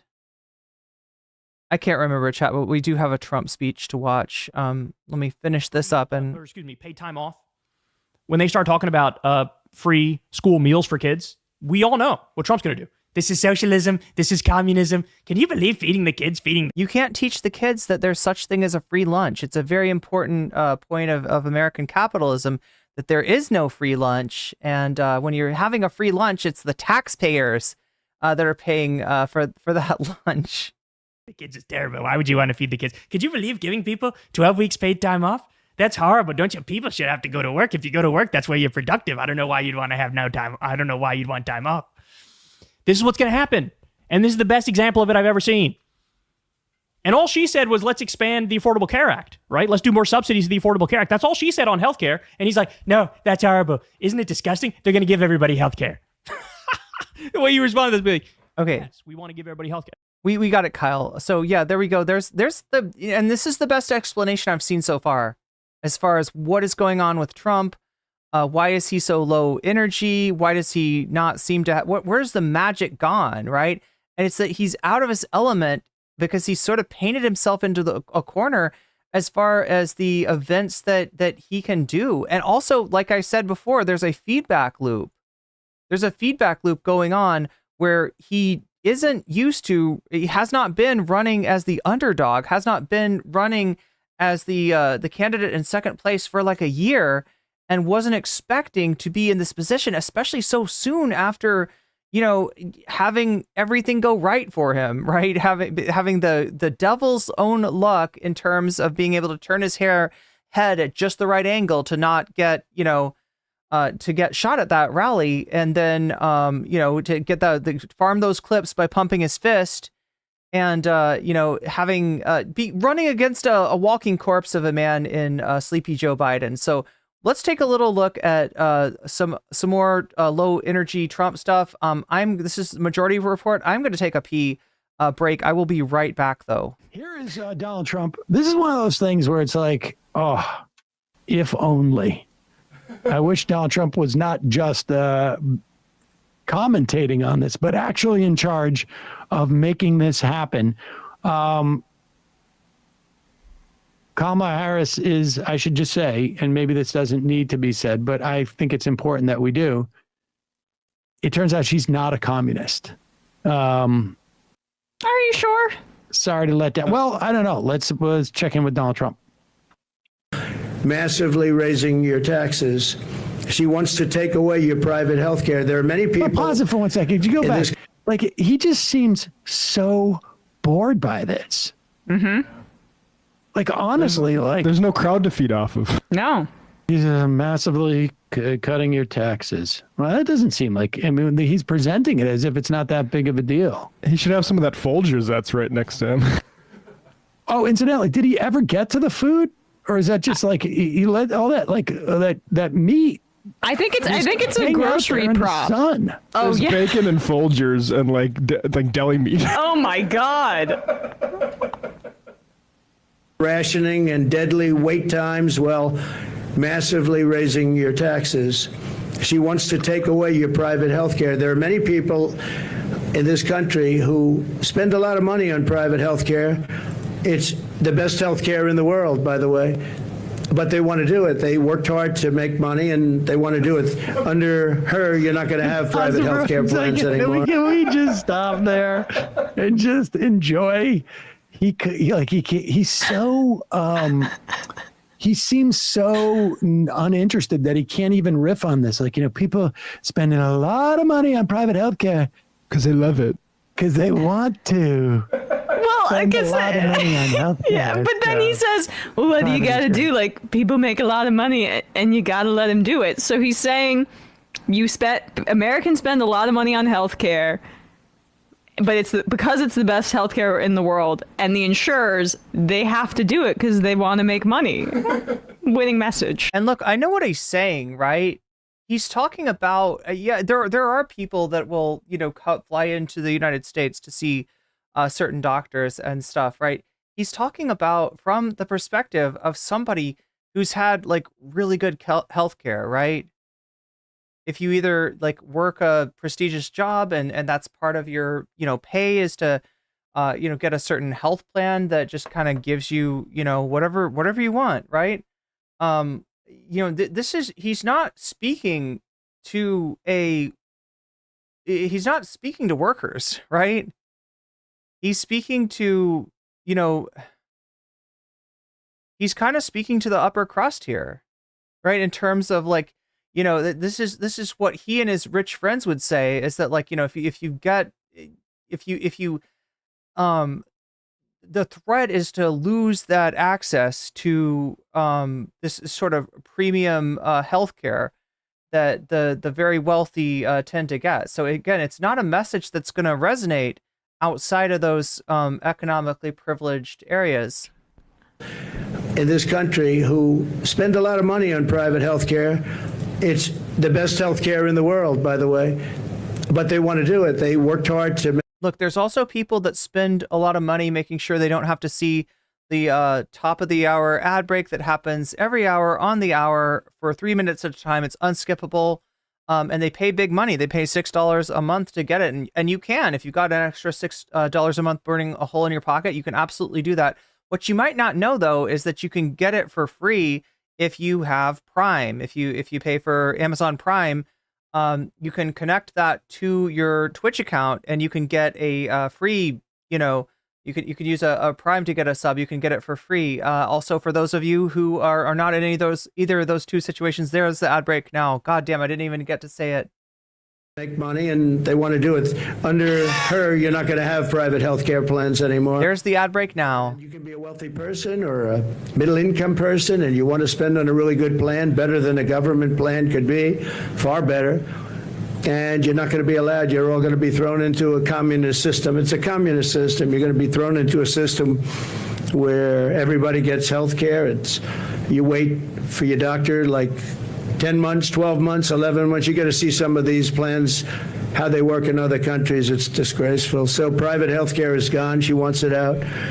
Now, she could change on that, and she might change on that. She's changed on everything, but I said, why are you changing? I actually was asking somebody that knows her, why is she changing?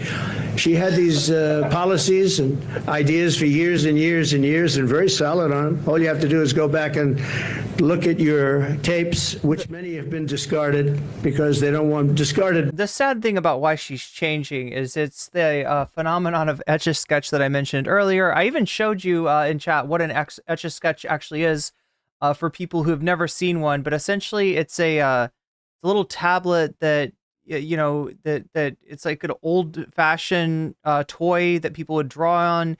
You shake it up, and the sand gets on the surface, sticks to the surface. The surface is like gray. You have this little prong that is pointed up, and that you can control with two knobs to draw things, like make a line drawing, a very horizontal and vertically oriented, I guess, line drawing on the sand, and you can draw something, and then when you want to erase it, you just shake it up, right? And so this is what candidates are used to doing during the primary. They draw a beautiful picture of like, here's what we want to do. All those progressive policy priorities that you want to get that Democrats are never offering to you. I will actually do those for you. And then as soon as you shift to the general election, shake, shake, shake. Oh, I'm sorry. What are you talking about? Were we going to do healthcare? Were we going to do this? Were we going to do that? Were we going to, it's not happening. So. By the fake news, because they don't want people to see what she said just a year ago and 2 years ago. I've never seen anything like it. I've never even seen it because they discarded it because this might be a little bit of projection, because I think if you search Trump tapes, wasn't there like a whole bunch of recordings from his apprentice years that people were worried were going to leak out? They never leaked. Yeah, the big one was the apparently this guy is kind of an N-word Andy behind the scenes.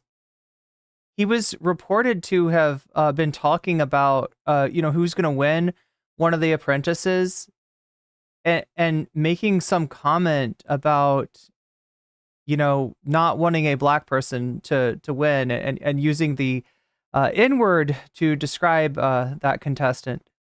I don't think. But again, chat, this is all hearsay. We don't have the tapes. I leaked out. I hope they never do. Let's just hope they never do. He's not really helping himself on the age question by not understanding the concept of digitizing media and thinking that the media can destroy the tapes of Kamala's previous positions within the last 2 years, and we're not going to be able to figure that out. All the tapes. When he gave that first press conference, I understood why they were doing it, because they wanted to highlight that Kamala Harris had not had any press conferences. It didn't really work. It just sort of made everybody realize oh my God, he really is the old guy in the campaign now. And for the life of me, I have no idea what they're trying to do here. I have no idea. I'm aware that he has, but are they thinking we want to put him out there to show people on the fence that he's not going to be crazy like he was last time? And all it is he's crazy, but it's low energy. He's boring and crazy now.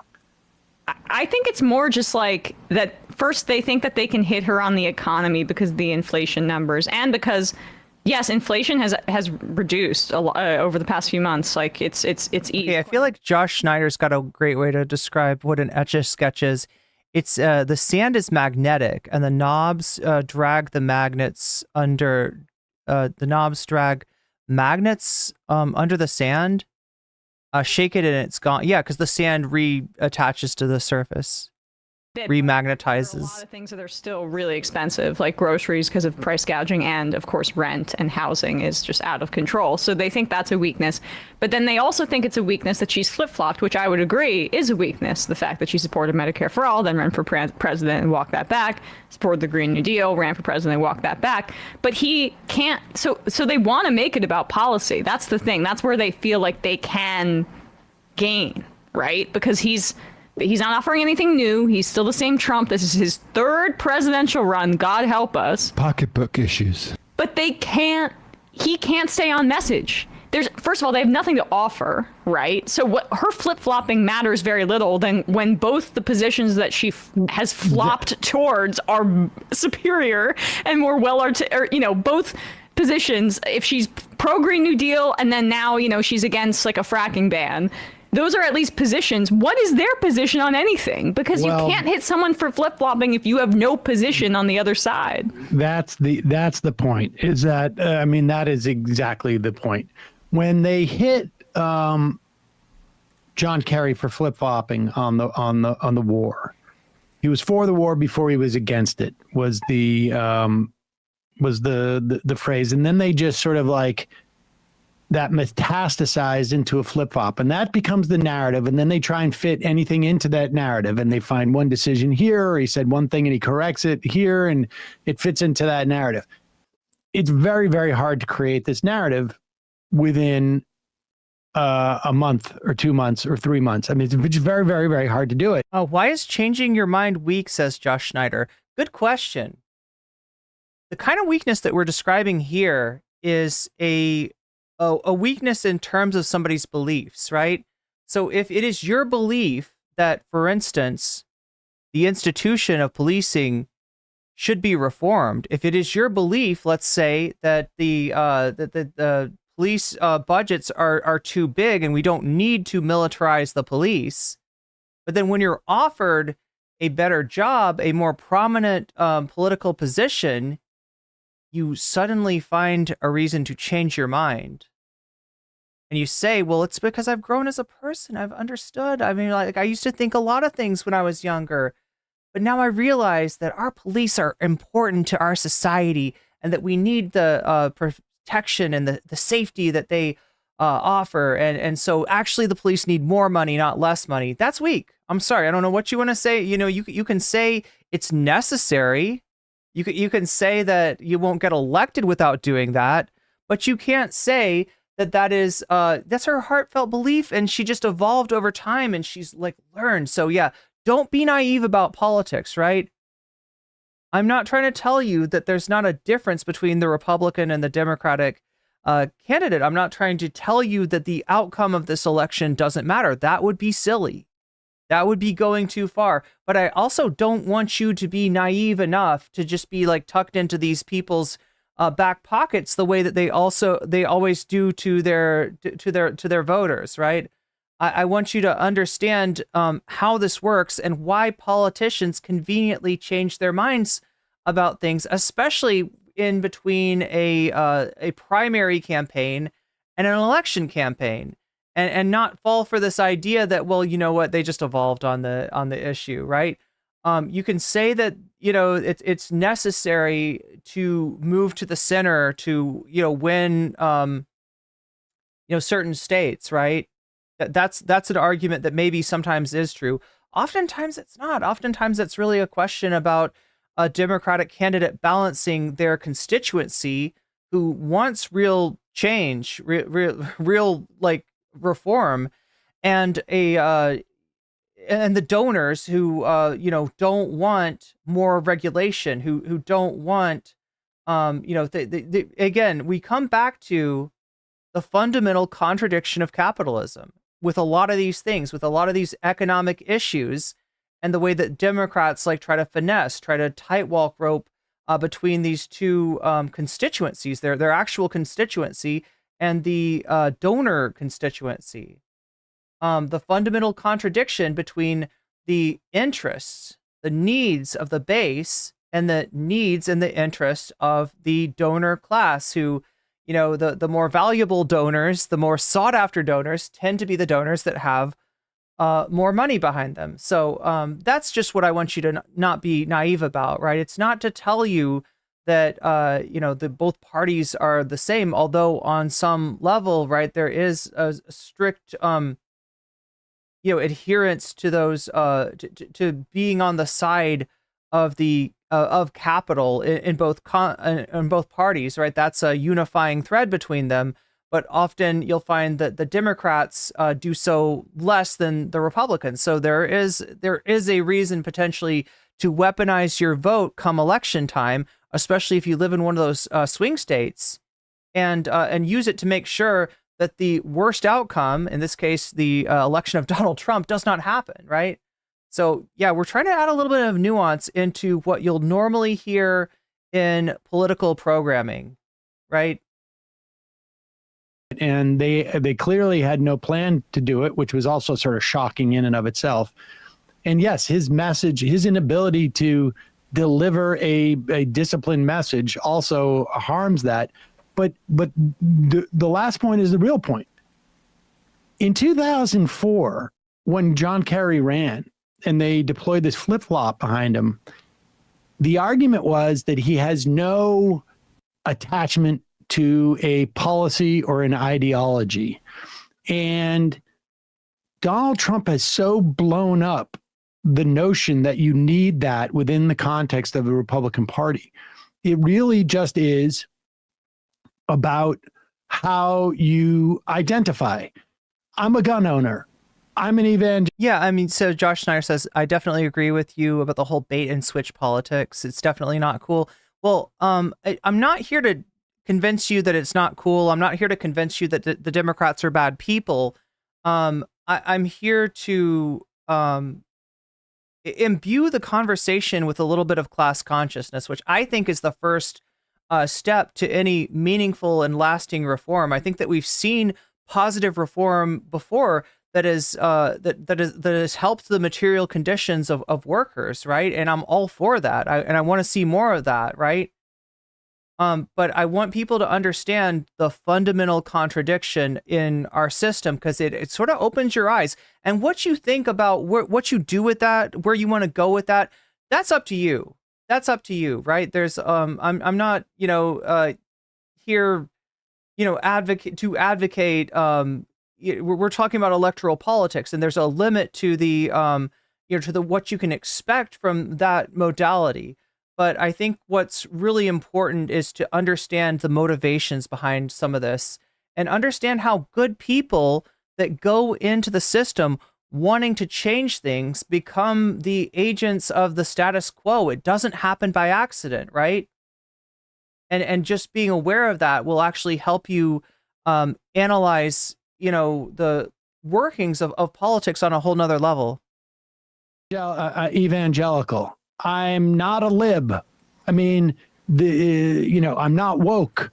Get rid of pronouns. None of these things are policies. They're all identity, the most actually superficial of identity politics. And that is the way that the Trump campaign has generated its support. They just can't get, you can't say she's a communist, but she could also be a super capitalist tomorrow. Like, it doesn't scare people in the same fashion. Okay, so as you can see, it's crazy. We got live music here. Let's just do number 4. They're doing a ceremonial roll call from the. There's AOS.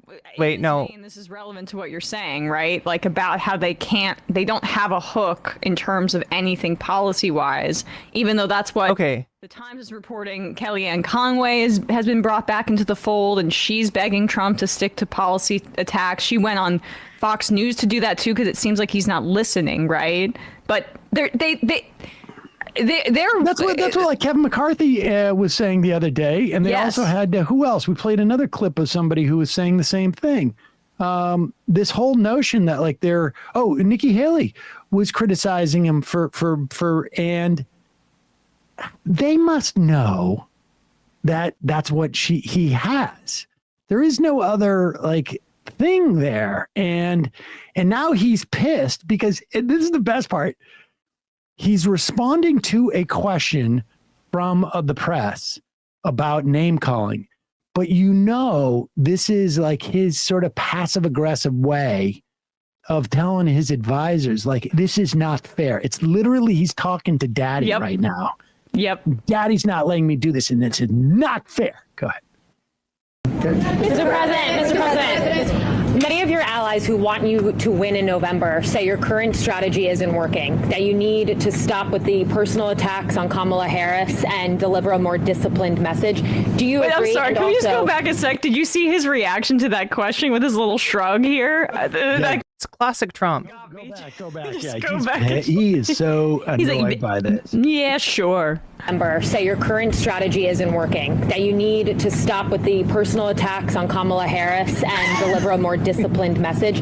Do you agree? And also, you added more people to your campaign today. Is that a sign of a shifting strategy? No, I think it's a sign of we want to close it out. We have great people. Susie is fantastic, as you know, and Chris is fantastic. They're leading it. Closing it out. Corey Lewandowski's coming in.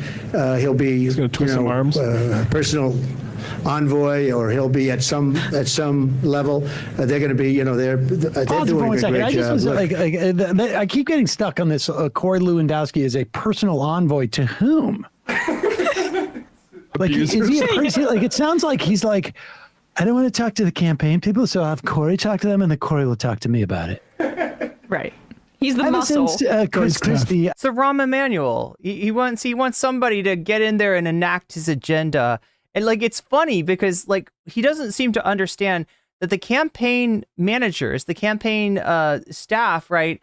They're people that he hires to give him the strategy that he needs to win. But what he seems to want to do instead is argue that he wants the campaign managers to kind of sign off on his strategy, and his strategy isn't working. And if somebody just signs off on that and says, yes, sir, Mr. Trump, sir, that is great. The campaign is going well. Let me show you the latest Rasmussen poll. Let me show you the latest Trafalgar poll. I won't show you any other polls because you're losing in literally all the other polls except for the ones that are heavily tweaked to the right. But I'm here to be your yes man, right? That's what he seems to want. And that's actually not helpful for him. He needs to listen to his campaign staff. Instead, it seems like he's trying to bring Lewandowski in here, like, talk to these people, talk to these campaign managers, tell them to let Trump be Trump. And it's like, you've literally tried that. You've literally been Trump, and it's not working for you.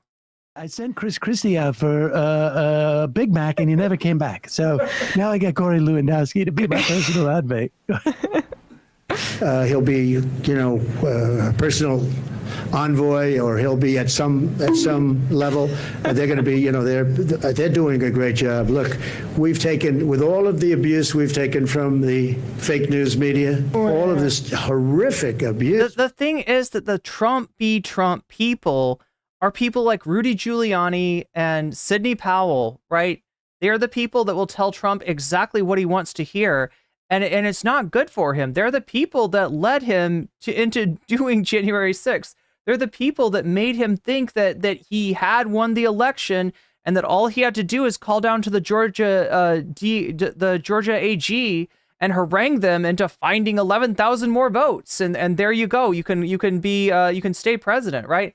He is attracted to people that want to sell him copium, and copium is not healthy. It's not good for you, especially as a political candidate. You need people that are going to be honest with you if you want to win. And instead, he's attracted. So, I mean, this is the Trump v. Trump path, right? Is he just brings in more and more people that are gonna, that are gonna. He turns his campaign into an echo chamber, right? then at least he can't see what's going on in the outside, how badly he's losing, and then he gets surprised when he loses. And it triggers another it's another reality check bouncing, and you've seen how he reacts to that. So we take. And all I want to do is make the country good. All I want to do is have strong borders and good education. We want to have choice for education. So important, so many different things. You would think it would be the other way. We rebuilt the military. We did so many great things. But that's the way it's been for Republicans, and I guess more so for me than anybody in history. And that's okay, because we're leading in the polls. For the most part, we're leading in the polls. Rasmussen and Trafalgar. You have those polls. We're leading Biden by a lot. We're leading now. You were leading Biden by a lot. That's true, right? When Biden was your opponent, you were leading. Now that Biden is not your opponent, you are losing. But I think when she's exposed, I think we're going to beat her by a lot more than we would have beaten Biden by, because he had a little group of people that have been voting for him for a long time. She doesn't have that. People don't know who she is. Yeah, Biden's got a little group of people around him. I'd say it's like about 30 mods or so that are just... As far as the personal attacks, I mean, because of what she's... This video freezes for some reason, but okay, keep going. He keeps going. Yeah, she's done to the country. I'm very angry at her that she'd weaponized the justice system against me and other people. Very angry at her. I think I'm entitled to personal attacks. I don't have a lot of respect for her. I don't have a lot of respect for her intelligence, and I think she'll be a terrible president. And I think it's very important that we win. And whether the I seriously, for a second there, I thought that somebody brought a baby into the studio. Attacks are good, bad, but no, it's Trump. She certainly attacks me. He does whine. Actually, you know what? He's not doing it a lot here, because this particular speech, it was pretty low energy, right? But when he gets up in his shit, when he gets up in his feelings, right, and he's like, yeah, he whines. He does. She actually called me weird. He's weird. It was just a soundbite. And she called JD and I weird. He's not weird. He was a great student at Yale. He went to Ohio State, graduated in 2 years, at the top of his class, and all of these different things. And we have this guy that's running a very failed state, who's had a terrible career. Wait, is he talking about Walz? I mean, you have him saying he's a pretty popular governor. They're weird. No, he's a weird guy, and she's weird in her policy. Who would? Josh Schneider says he bankrupted my old favorite old timey casino in Atlantic City too. Yeah, I actually saw a Robert Reich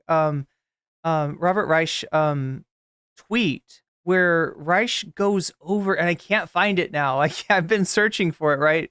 But it goes over all of his failures, and I wasn't aware that he didn't just bankrupt one casino; he bankrupted like 3. Oh, there we go. I got to policy. Did you hear me criticize the policy? I said it was weird. I mean, first off, he's a nice boy. Trump went to Trump University, says Mary Gray. This guy cannot get past that they switched Biden out. He cannot get past it. I know. It's he amazing. Cannot get past it, and he is just so. First off, this is the only time he gets animated during this entire press conference.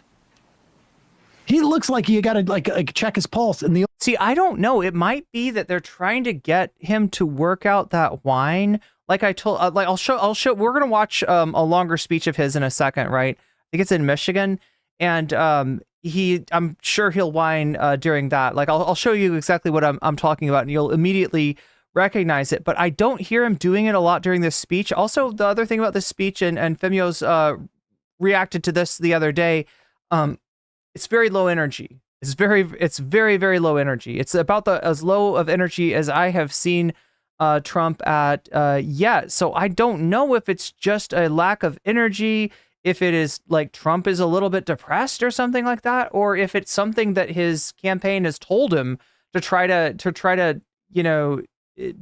limit that whining. But apparently that's just how he is when he's animated. That's just how he is when he is, he can't like do high energy and not whine, I guess. The only time that he gets animated is that he's so angry at what he wants his friend back. Gone on. Completely Who's his friend? Unfair totally, completely unfair. Yeah, he stiffed a bunch of contractors. We were talking earlier about how he stiffs venues, right? The reason that he can't do his rallies in some of these venues that he did in 2016 and 2020 is because he arranged those events with a promise to pay afterwards and then never paid. He stiffed people on those. And so those venues will not let him come back ostensibly until he pays off his balance, until he pays off his bill. I'm not weird. She's weird. JD's not weird. That other guy, he's weird. Like that failed state. Minnesota's a failed state. A failed state, Minnesota. God. Weird. I like the idea that he's not. Oh, he misses Biden. You're right about that, CJ. You're right. He does. He went to Yale University. Like, again, Weird people it's don't just, go to Yale. It's just leaking through how he can't appeal to like the everyman in the way that he tried to posture like that he could before. It's all about, I know this guy. Like I listened to this whole thing last night, and then I listened to his whole anti-Semitism speech as well, where he spends the first 20 minutes like glad handing and shouting out different people in the crowd, and it's all about who he knows in his little like very wealthy, hermetically sealed circle, and he's just completely out of touch, and he can't even gesture towards being in touch because he thinks like, yeah, Chad, I don't know if like that the speech that she's talking about with the anti-Semitism thing. I want to find that because I do have Josh Shapiro replying to that, right? The kind of like the runner-up for Kamala's vice presidential pick, Josh Shapiro, had some choice things to say about Trump's anti-Semitism speech.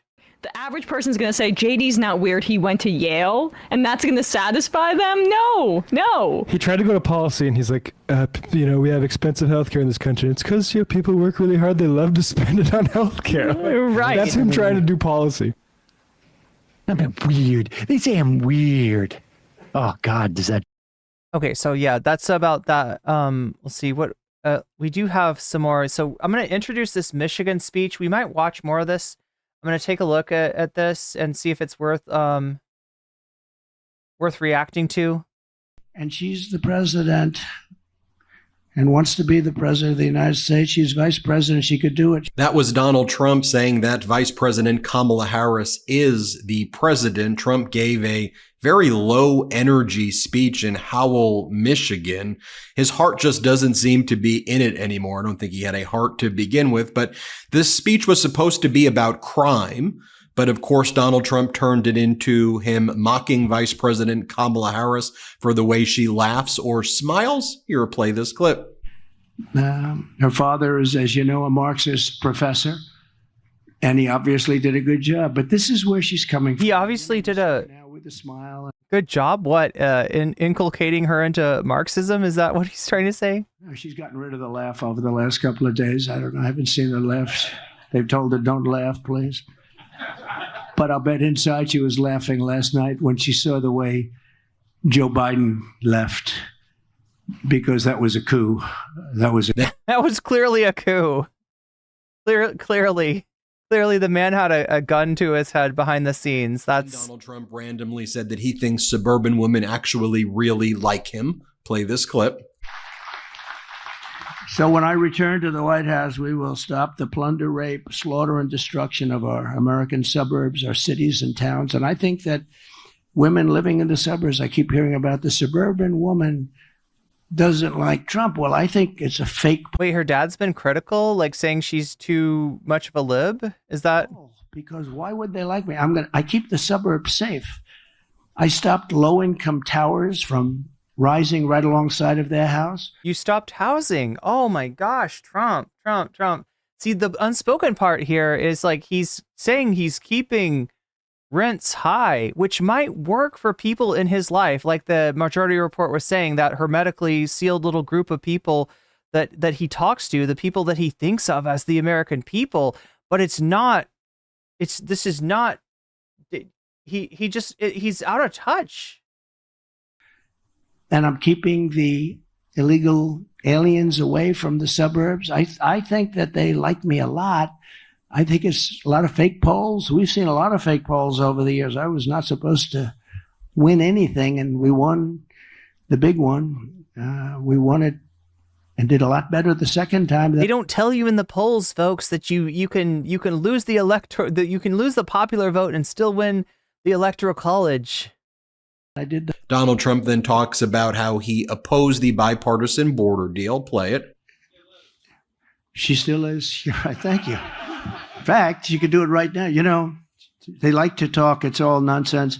That Donald Trump stopped a bill. I was opposed to it. So was everyone else. It was the weakest bill. Under that bill, millions of people would have been allowed to come in. This was a weak bill. But you didn't need a bill. And whines that New York Governor Hochul said mean things about him last night at the DNC. Play this. And we didn't see this because I'm not a fan of Kathy Hochul. I am not a fan of the governor of New York.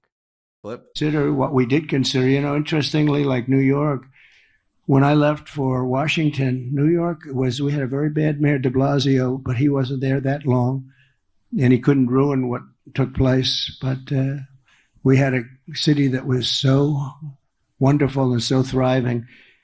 And just in a few short years, that changed. New York State is doing terribly. I heard the governor last night speaking so viciously and violently about me, but she doesn't speak about what they've done to destroy the state. The law enforcement has been decimated. The judges, what's gone on with the judges in New York, there's no justice. We're not getting. See, now, this is the one question that I would love to be able to answer. And I'm going to have to look for an answer for this, right? The question I have is Donald Trump responding to some kind of a prompt from his campaign managers, which would be atypical. Like I said, his normal mode of operating is to try to convince the campaign managers that his political instincts are great and you should let Trump be Trump. That's, I think, why he's bringing Corey Lewandowski in there. Is he responding to something that his campaign's trying to get him to do? In terms of, like I said, you're not hearing the whining as much from Trump here. You're not hearing nearly as much whining from him, right? Have they said that this is annoying people, this is grating, can you not do this? And then he just doesn't have another, that's the way he kind of psychs himself up. You know, like when he says, the late, great Hannibal, you know that thing that he gets in his voice? Right, it's that, and we're not seeing it here. So I'm wondering if that is because of depression. If that is because of him reacting to his drop in the polls, which, even as insulated as he seems to be, as much as he seems to be coping and seething about this, he can't completely not notice that he is like that his opponent's polls or numbers are going up and that his numbers are going down. Maybe he thinks he's still ahead, right? But he's got to, at the very least, recognize that she's catching up to him. A lot of the polls that I've seen more recently show her having overtaken him, and particularly in 3 important swing states, that being Michigan, Wisconsin, and Pennsylvania. And those are the states that she really needs to win. That plus the Joe Biden, not even plus the Joe Biden map, right? She could lose Georgia, she could lose Arizona, she could lose Nevada.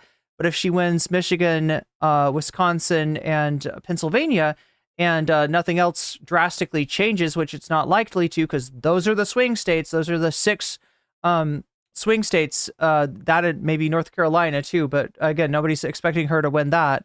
Then she wins. So her being up in those 3 states takes away the possibility of Trump doing what he did in 2016, which is losing the popular vote, but somehow pulling out an electoral college victory, right? He's got to win one of those 3 states in order to disrupt her core strategy. And at that point, Fox had enough, and Fox just basically cut away their coverage. It was too weird for their viewers to see. Play this clip. They shouldn't arrest people for saying the election was rigged, but they liked it. Okay, no, I gotta say, if Fox News is cutting away from this, I want to see what's there. I want to see what they cut away from. This is making me curious. We're going to keep an eye on the Democratic National Convention here. We're still doing the ceremonial roll call of states, maybe by alphabetical order. I'm not sure what the order is. But this is boring. I think. Normal by nature with the 5 community gift subs. Let's shout them out. Donald Duck. You've just been weaseled, and that's a good thing. Ashley Lagage. You've just been weaseled, and that's a good thing. Patty G. You've just been weaseled, and that's a good thing. Afroponics. You've just been weaseled, and that's a good thing. And the Dark Canuck. You've just been weaseled, and that's a good thing. Yeah, thank you for those gift subs, and make sure to let me know when you donate. Right, we're running a bit of a poll here. Let me check back on the poll and see what's winning right now.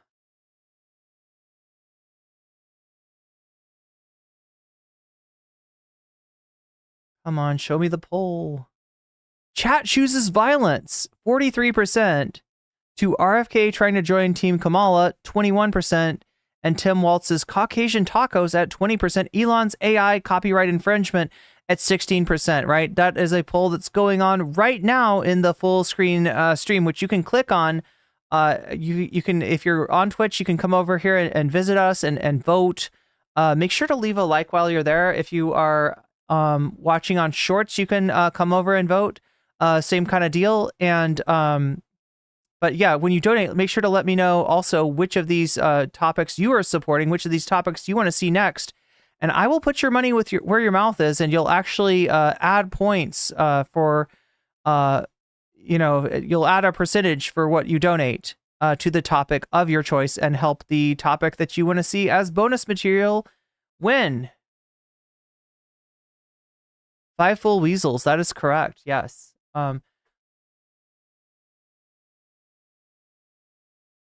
That they go after guys like me, but they don't go after people that kill people. It's a shame what's happened in our country, but we're going to turn it around. We're going to win big, and we're going to turn it around. We're going to turn it around fast. And that brings us up to 31% on the dono goal. Thank you. Thank you. All right, President Trump speaking in Howell, Michigan this afternoon, and clearly the focus is law and order. So yeah, the Midas touch here is not the only one. They're not the only people that are noticing this cutaway from Trump by Fox News. That they did not think that Fox News took a look at what was going on here, and they said this is going bad. They did not like it. They did not. They thought it was a bit of a dingus gambit that he was doing, and they said, enforcement, his respect for law enforcement. He was standing there with several members of the police department there. Donald Trump then talks about World War III. Play the clip. It's a very dangerous time that we're in. It's dangerous in terms of crime. Now the question is, how is he going to make World War III boring? No, but it's very dangerous in terms of a possible World War III. We're very close to World War III, and people don't realize it. We're closer than we've ever been, I think, ever since World War II, but this would... Donald Trump then says or implies that he would like to see police officers intimidating people who vote in Detroit. Play the clip. We really feel good about the state and the area. We're doing very well here. Just got a poll that was very good. A lot of... God, was it a Rasmussen or was it Trafalgar? Last couple of days. Thank you to the... We just got one poll that makes me look like I might be still ahead. I love to see it.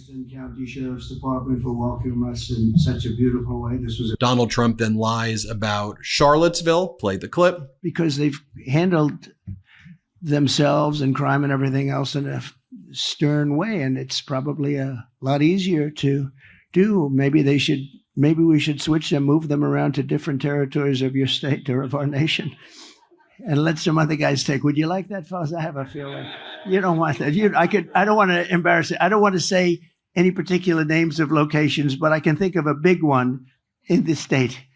I'd love to have them working there during the election. Hey, this is Ben Meiselas, co-founder of the Midas Touch Network, and I just wanted to take a brief break from that video.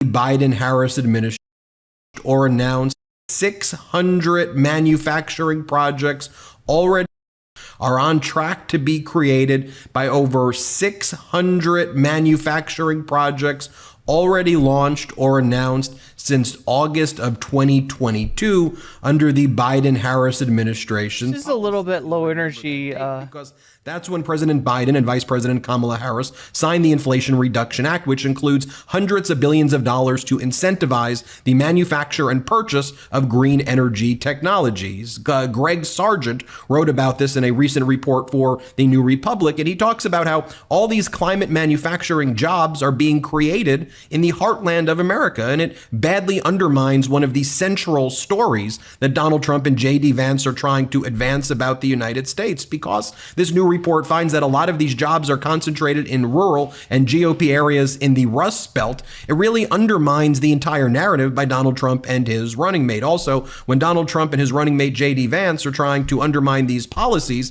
it could have a massive negative impact on our economy. That's our climate change update for the day. Let's get back to the video. Donald Trump then talks about the border wall and says that it has a lot of technology. It's very strange. Play this clip. They lied last night about things that nobody's ever seen. They lied about soldiers at a gravesite. They lied about Charlottesville. They lied about inflation. Trump then talks about manufacturing plants in Mexico and says that the reason that he may have been shot is because of the way he talks about manufacturing plants in Mexico. What? Play the clip. 1,000-pound concrete inside, and then rebar. And it also has a lot of technology, wires and things in it for high technology. It was designed to the highest specs of the Border Patrol. I wanted actually concrete plank. I would have done a beautiful job with precast, like you have in parking garages, long span. It's called long span precast, but they had to be able to see through. I understand that. They needed certain things that you can't do with concrete plank. Donald Trump then points to some random chart about why he thinks that the numbers aren't accurate, that crime is significantly down now versus where it was when he was in office. Play this clip. But they're building some of the biggest plants. And I have a friend who builds plants. He said some of the biggest in the world, I think he's doing them, are being built in Mexico. And they're going to sell cars, produce them and sell them in this country with no tax. It's not going to happen. And I told him, I said, you better hope I don't win. Always dangerous to say these things. Maybe that's why I get shot at and other people don't. Right, John James? That's probably why I get shot at. Other people, they'll protect other people because they can't believe they got so lucky. But I have to do what I have to do. Donald Trump then says, I don't know, is the GOP conservative? I don't know. Who really cares? Here, play this clip. And we had a couple of instances last night where things were mentioned. So I got it. Did crime rise under Trump and fall under Biden? They said it rose under Trump and they go, no, the opposite is true. Take a look at this here. It said, oh my God, how is he even justifying this? What? Oh my God, what does he have? Is it true? Did crime?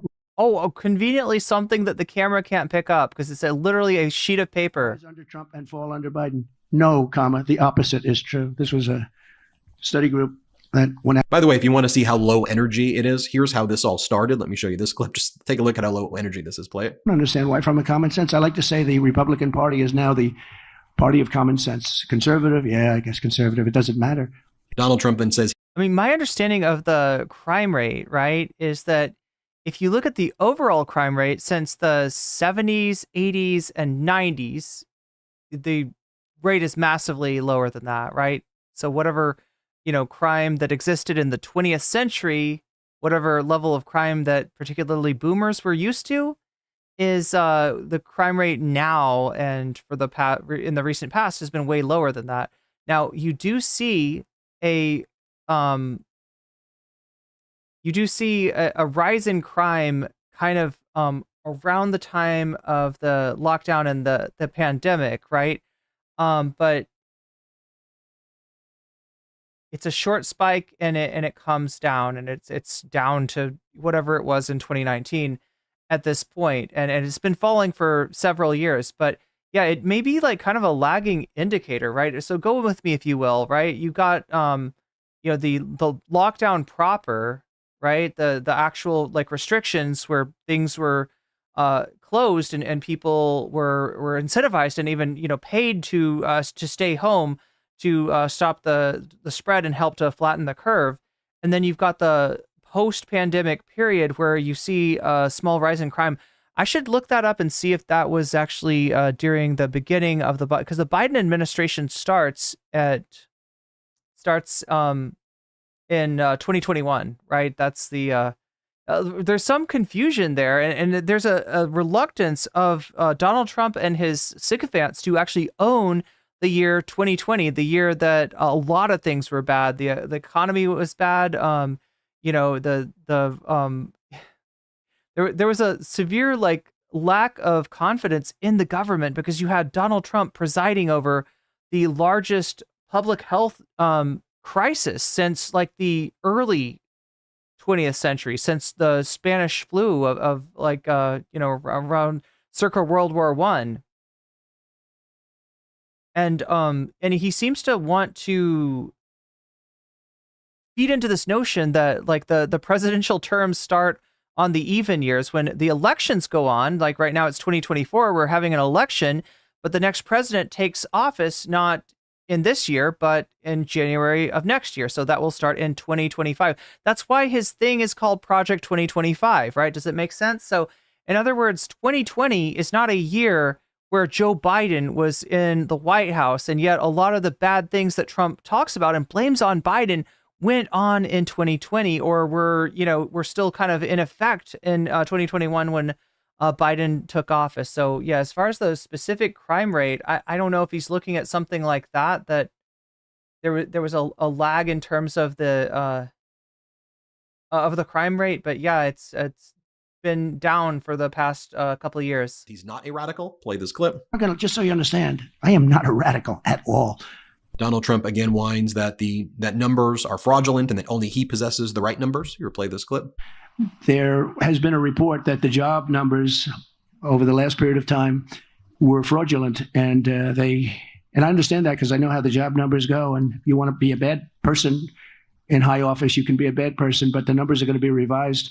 As one commentator says, so I guess the new strategy is for Donald Trump to have low energy events where he reads off some notes while cops look on blankly. It really does hit different when he doesn't have a crowd. The word that comes to mind is pathetic. Just a blizzard of lies spoken into a void. By the way, I just want to show you this image as well also, because the contrast here cannot be more clear. The Democratic Convention on the left with everybody having USA signs, the Republican National Convention on the right, where the people there had mass deportation signs. Finally, let me show you this from earlier in the day. J.D. Vance held a press conference as well, where he was asked about night one of the DNC, and J.D. Vance said that what comes to mind after seeing night one is boo. He goes, it's just boo. Here, play this clip. A few more locals, ma'am, yes. Yeah, I'm Hannah Hilliard with Channel 12 from up in Milwaukee. Obviously, there is a big event happening not too far away from here over in Chicago. Did you catch any of the DNC tonight or last night? If you did, what were your immediate thoughts? Well, my immediate thoughts were all the people booing. I agree with them. That was my response to it, was boo.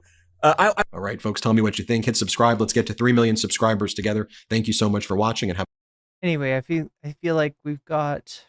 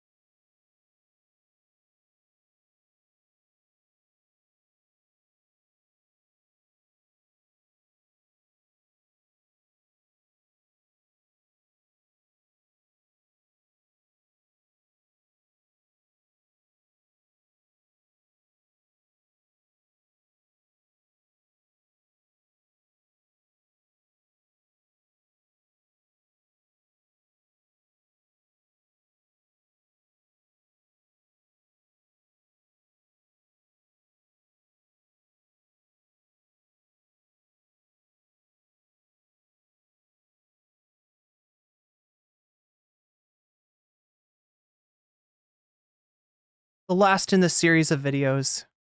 Let's look at the polls for a second. If I can get my computer to wake the fuck up. I installed this extension on my browser, and it is supposed to make Firefox behave and not take huge amounts of system resources. Instead, what it seems to have done is, it puts the tabs to sleep, but then the waking up of the tabs is... And it's still doing it. That's not good. Yeah, I don't really see any... I wanted to find you some crime statistics. I'm looking for that in the background, but again, I'm struggling with my system resources. On the good side, chat, I did get here. Let me open it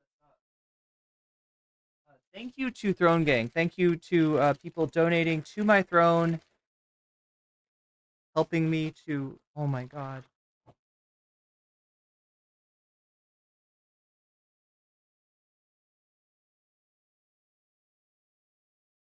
Look at this, chat.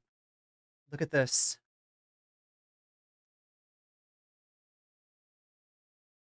These are 16 gigabyte Ripjaws RAM sticks, and they're gonna replace my less powerful 8 gigabyte ones, right? So that's twice the power, twice the RAM.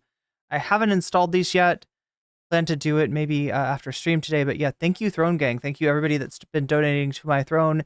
It's right down there. It's where we crowdfund stuff to make the stream better. And because what's ailing me now is a computer that's a few years old, I thought that maybe upgrading the RAM might make things run slightly better. Let's hope that's the truth. 2024, and today we are going to be talking about the 2024 presidential election and the amount of support that Donald Trump has lost since the entrance of Vice President Kamala Harris in the race for President of the United States. Now, you might have been seeing a lot of articles talking about Kamala Harris putting many states back into play. You might have been seeing the mainstream media coverage about Kamala Harris really gaining swing state momentum and doing very well across these states. And I will admit, I have absolutely partaken in that because that has been the fact of the matter over the past month. Since Joe Biden dropped out of the race, it has been a clear and consistent trend line here that Kamala Harris is moving in a positive direction, that she's doing better than Biden did. She's raising more money than Biden did. She's bringing in more campaign volunteers than Biden did. She's drawing in larger crowds than Biden did. And it was all around Kamala. But on the flip side, one thing that hasn't been covered as much, and something that I do want us to talk about, is the fact of the matter that Donald Trump is the person who has lost support since Kamala Harris has become the Democratic nominee for president.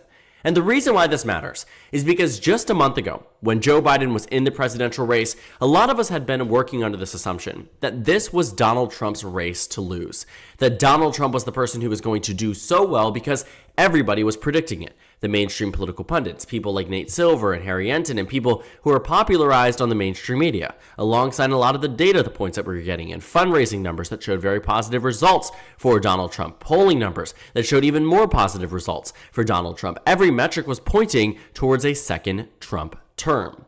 And so when Kamala Harris came into the fray and became the Democratic nominee, all of these surges in favor of Kamala Harris have largely been seen as a very positive thing for Kamala Harris, and rightfully so. She has done well. She has gained support. She has built momentum and maintained it over the past month.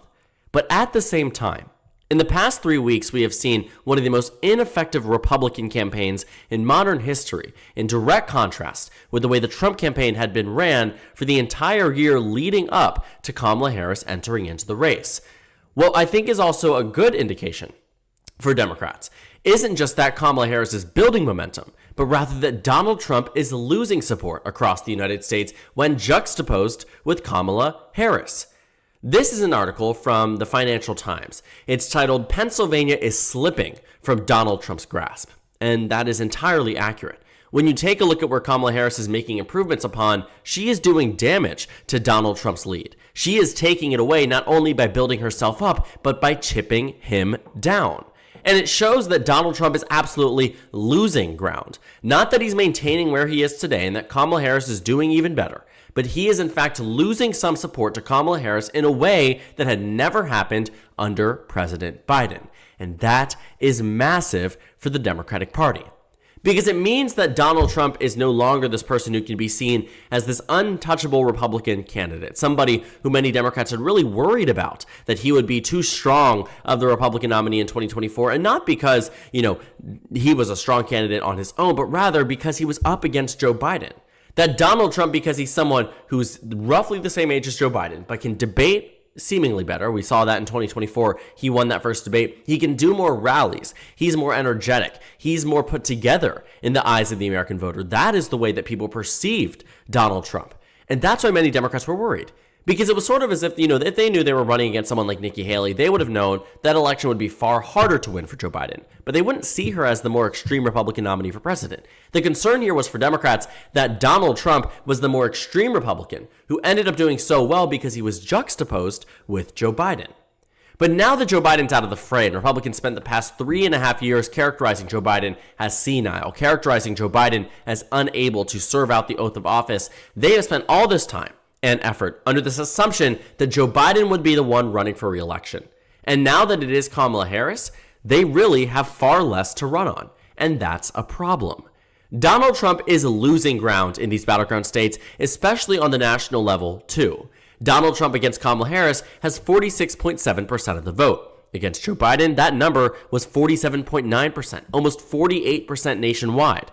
Why does that matter? Well, it shows that Donald Trump has lost 2 points since Kamala Harris has became the Democratic nominee for president, and that Kamala Harris is gained support compared to Joe Biden from 44.8 rather, to 48.1. One could reasonably argue that some of those independent voters who at one point in time swayed towards Trump now swayed towards Harris. That is a massive victory. And what I was also thinking about, too, when we looked at those battleground state numbers for Kamala Harris against Donald Trump, according to the New York Times, we saw, sure, she was putting 4 Rust Belt states back into play. It was a massive, massive gain compared to where Joe Biden was. But that is, again, not only a testament to Kamala Harris's electability, but equally to Donald Trump being an unlikable figure.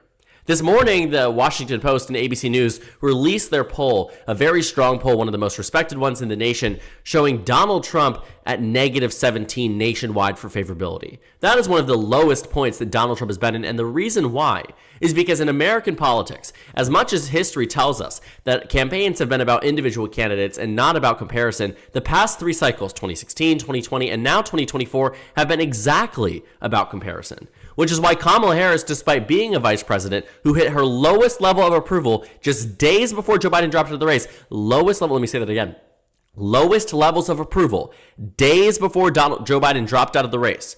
Today, she stands with her highest approval since 2021 in just under a month. Why?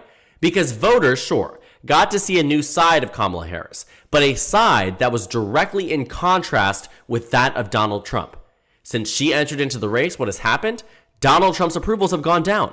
The Democratic campaign didn't change the way that they attacked Donald Trump. They've been attacking him for the same way this entire cycle. But it is something about the way it lands when the direct opposition looks more sensible. And in this case, that is Kamala Harris. And so when we take a look at some of these data points, that shows that Donald Trump was doing so well against Joe Biden after that first debate. The lead expanded to 6 points because he went from 49% to far less in the brand new polls that we've seen. And in terms